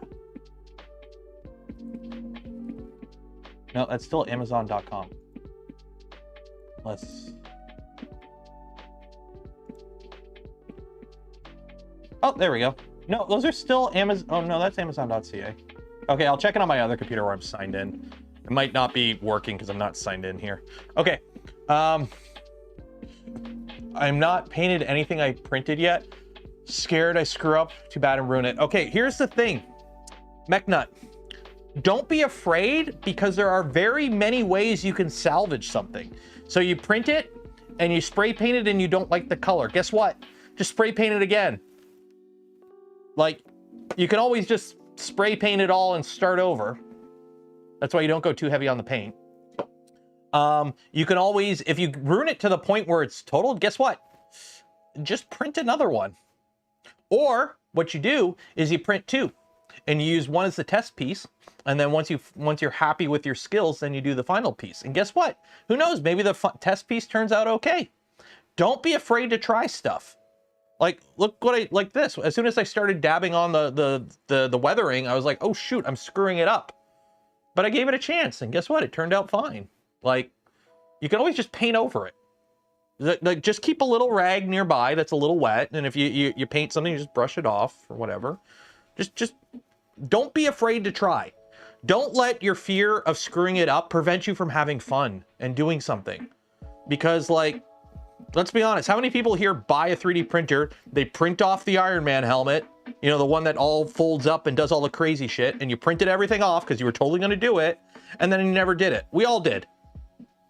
Don't be afraid. Do it. Don't believe in yourself. Believe in me, because I believe in you while I swing around a chainsword. You got this. You got this. Okay, let's give away some filament. Don't let your dreams be dreams. Don't let your memes be memes. Okay, you know what? I'll give you, it's 11:05. I'll give you to 11:10. So if you haven't entered, you got 5 minutes to enter for your chance to win some POLYMAKER filament. Then we're gonna do a giveaway. So you got 5 minutes to enter. Every stream we give away a spool of POLYMAKER filament. Link in the video description. Go down there, enter for your chance to win. If you've already entered, go back down there again, like the smash button if you haven't liked the smash button. If you've already liked the smash button, subscribe to the channel. If you've already subscribed to the channel, ring the bell. And if you've done all that, you get a gold star. Good job. But if you're really cool, you can also support the channel by checking out some of the affiliate links that don't cost you anything extra. Go a long way in supporting the channel. Some of them, like the GamerSups one, use code Canuck, save 10% on your order. Buy some 3D Gloop, save like 15% right now. Or I don't know if that code is active all the time or just when we're doing the build stream. But if it's active, save some money. And if you're really cool, you can support the channel by gifting memberships to others. That's the coolest way. Or hey, just pick up a $2 membership for yourself. Lets you hang out when we do all the cool member stuff. You get videos early and whatnot. And you help me buy stuff that I don't end up needing. Which sucks. I already opened it. And don't use Honey. If you have Honey as a web browser extension, uninstall that shit.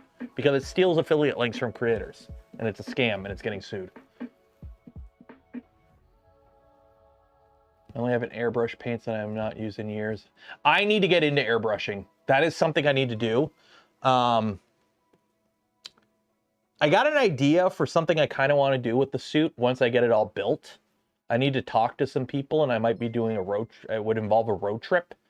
But I kind of have an idea where I want to build the suit myself, finish it, and then I want to take the suit to somebody who does this like regularly, like does the cosplay and prop making stuff, and be like, hey, this is what I've done. Now, what can you do to it to make it that much more better? Like, take it to somebody that has actual like skills instead of me just floundering here, figuring it out as I go. And be like, hey, so this is how I finished it. How would you finish it? And let them do like the final step. But that's like pie in the sky idea. I haven't figured anything out yet. I mean, talk to the person yet. Tested road trip. I as much as I would love that, I do not believe I have anywhere near the maker cred to be graced by Adam Savage's presence. I do not believe I have that much maker cred.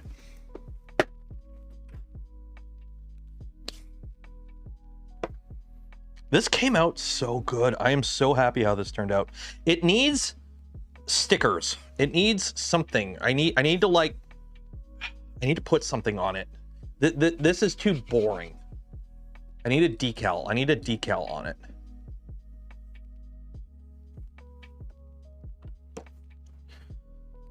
But he has an SLA. I know he has an SLA. He has the same one LTT has.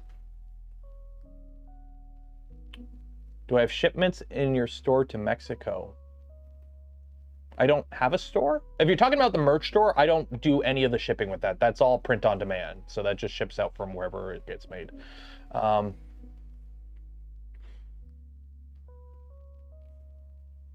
Become friends with Bill at Punish Pro. I've talked to Bill. I met him at not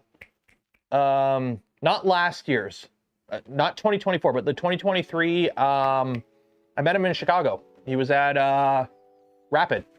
I met him through Joel and David. Nice guy, very nice guy. Awesome guy to talk to. Prop guys are awesome. You know what I might have? Okay. I'm gonna be back in a second. You guys talk amongst yourselves. I'm gonna go, I think I have something for this. Let me check. Actually, it might be down here. It might be down here. Would it be over here? I might have brought it upstairs. I think they might be upstairs. Yeah, let me go check upstairs. I think I have something for this. Let me go check. You talk amongst yourselves.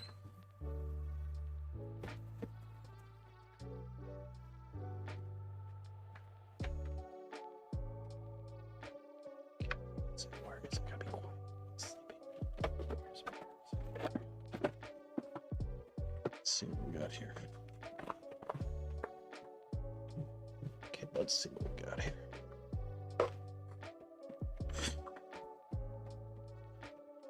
To be quiet, everyone is sleeping. Everyone is sleeping. Okay. Behold my box of stickers. So a bunch of these are just junk, or not junk, but like I had an old laptop and I bought one of those like Amazon sticker packs. But I think I have some LTT stickers in here. I think I might have some AVE stickers still. That's what I'm looking for. I might have some AVE stickers. I got a Wubby sticker. Voron, Totoro. Pretty solid. Pretty solid. E3D. Gamer Subs. Garbage. Laser Pig stickers. Obsidian. Shoot, I might not. They might be downstairs somewhere. I'm not going to go digging through all those downstairs. Yeah, dang it. I thought I had like the AVE not to be operated by like fuckwit sticker or something. No.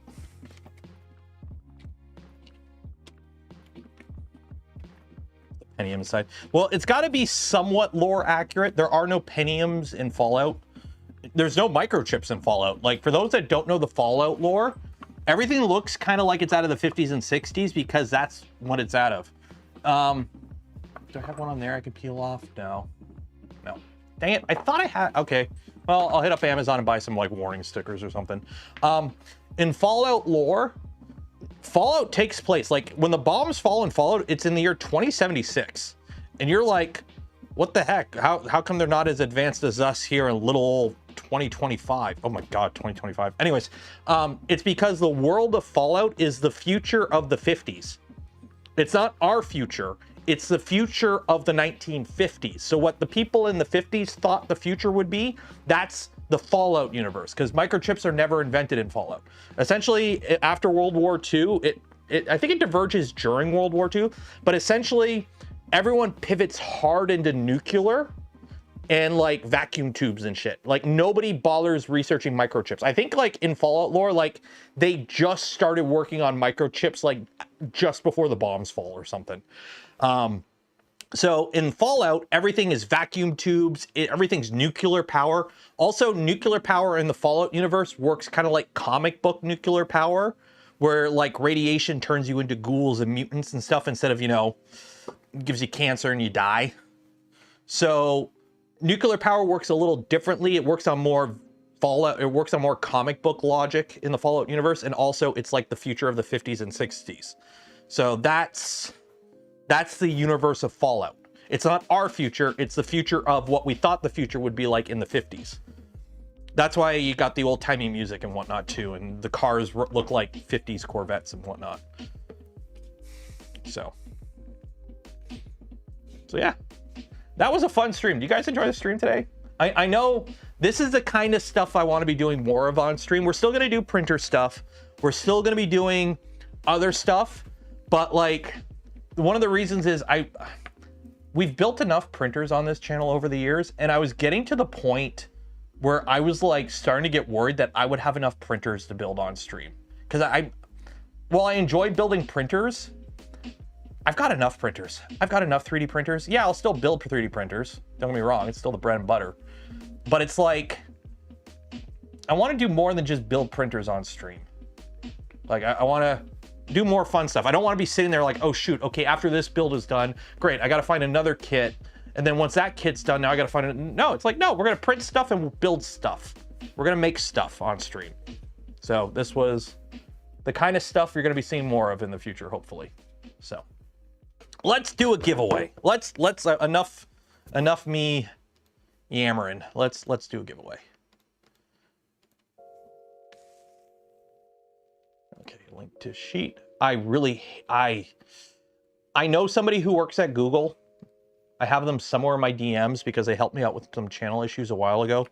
And I know they work for the YouTube section of Google, not the Google Docs section of Google. But I just want to like be like, dog, what the hell happened with the redesign with Google Forms? Because it is a pain in the butt now and I don't like it. I know Steve has complained about it too. Marvel's on Steam. Let's do this. I am so happy how this turned out. Because it shouldn't be bright. It's a military weapon. It shouldn't, like, I seen somebody paint it, they have like a bright red handle and the grip is bright yellow. It's like, no, it's a military weapon. It's supposed to be muted, earthy tones. It's not supposed to stand out until you go and you chop some guy's head off.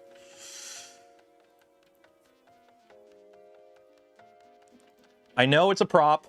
I know it's like, oh, you're taking it too serious, but I find, at least personally, when I'm working on this stuff, if you get into the mindset of somebody who like, I am working on making a military chainsaw bayonet, it kind of helps.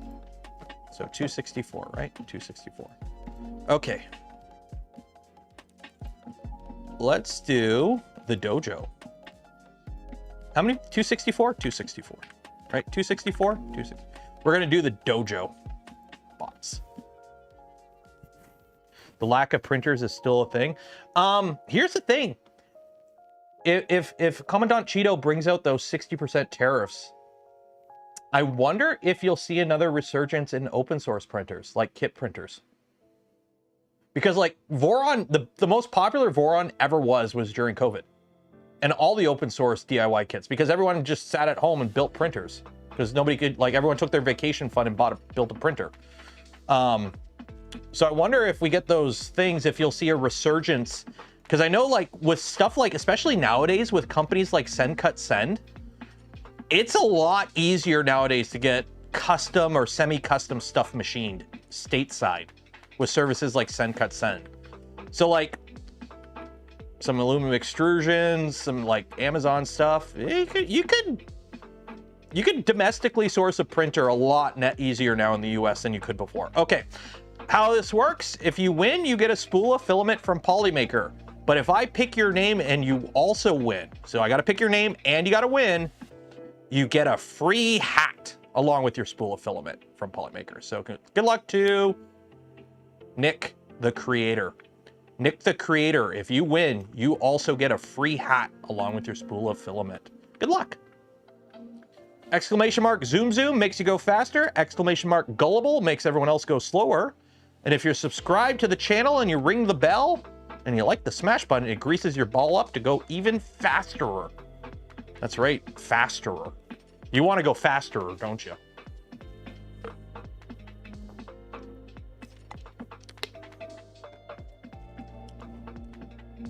Wouldn't tariffs apply to the incoming parts? It would to stuff incoming, but not stuff that's already here. And also there is domestic production of some components. Misumi, for example, while they are not cheap, Misumi extrusions are Japanese, if I'm not mistaken. Or at least some of them are Japanese. The rest are made in America. So you can source Misumi for a lot of stuff. And that's back in the day, that's how we built our Voron frames. I've got several Vorons that have Misumi extrusion frames. Tallboy, this guy has a Misumi frame. And Misumi extrusions are beautiful. Unfortunately, they only come in like 2 colors, black and silver.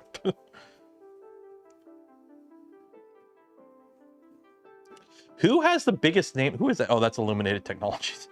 Like, who has the massive name? Everyone's falling off. Quit falling off.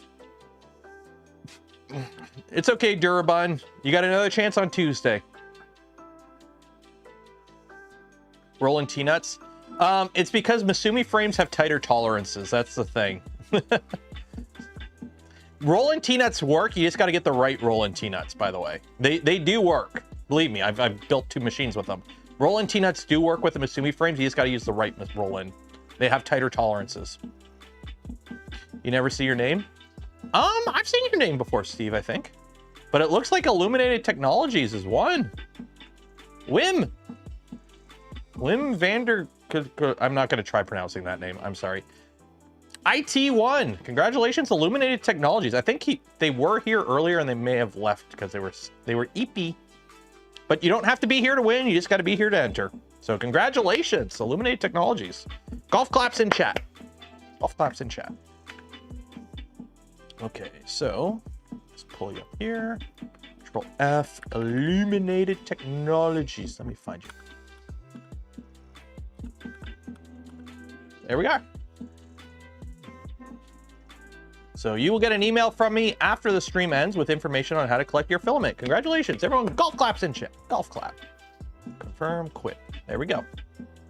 Okay, so I think we're going to call it there. Was there anything else? I'll check the links for the battery banks after the stream ends.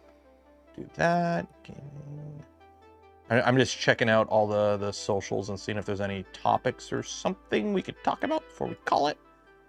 But I think we're calling it there. Oh, minor announcement, nothing major, but if you're in the UK, you guys can get CookieCAD now at Vector Shop, which is actually Vector 3D's video is tomorrow's video on the channel. So, hey, make sure you're subscribed. Don't miss out tomorrow's video.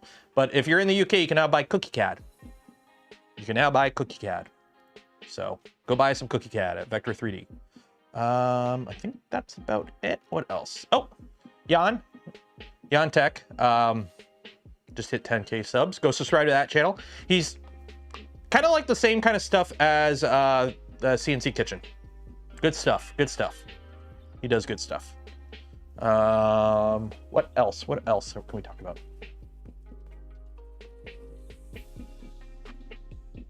Ooh, and this is another person you should follow. If you like cosplay stuff, follow Willow. She does a bunch of cool stuff. Don't know what, I think this is for like some prop from a game, but. Okay, I think we'll call it there. Yeah, I'll call it there. Okay, so yeah, so shout out to POLYMAKER for the spool of filament we gave away this stream and every stream. Links for all of them and more, video description, some of affiliate links, don't cost you anything extra, go a long way in supporting the channels. Others, like the game receipts, use code Canuck, save 10% on your order. Link for them in the description as well. For those that donate to the channel, gift the memberships to others, or became members of the channel yourself, I thank you. I would not be able to do the things I do, create the content I create without your continued support, make it all possible. And congratulations to the winner of the filament as well. So we'll call it there. Buy more silver paint. Yes, I will buy that tomorrow when I'm at the mall. But I think we're calling it there because I am eepy. Tuesday we'll carry on with the glute build. So we're going to get the V2 back up here. I think we're on to electronics, I believe. We're on to electronics with the V2 glute build. So we'll get that started on Tuesday and then we'll carry on from there. Video tomorrow. And that's about it. Oh yeah, next weekend, this week coming up, stream Tuesday and Friday, normal streams. Saturday and Sunday, I'm doing charity streams with 1440 Makers. So I won't be doing the regular Saturday night stream, but I will be doing 2 streams, one on Saturday, one on Sunday, with 1440 Makers for a charity stream. So I'll link that all for those streams in Discord and whatnot. Enjoy the rest of your weekend. Be safe out there. Wash your hands, and I'll see you in the future. Goodbye.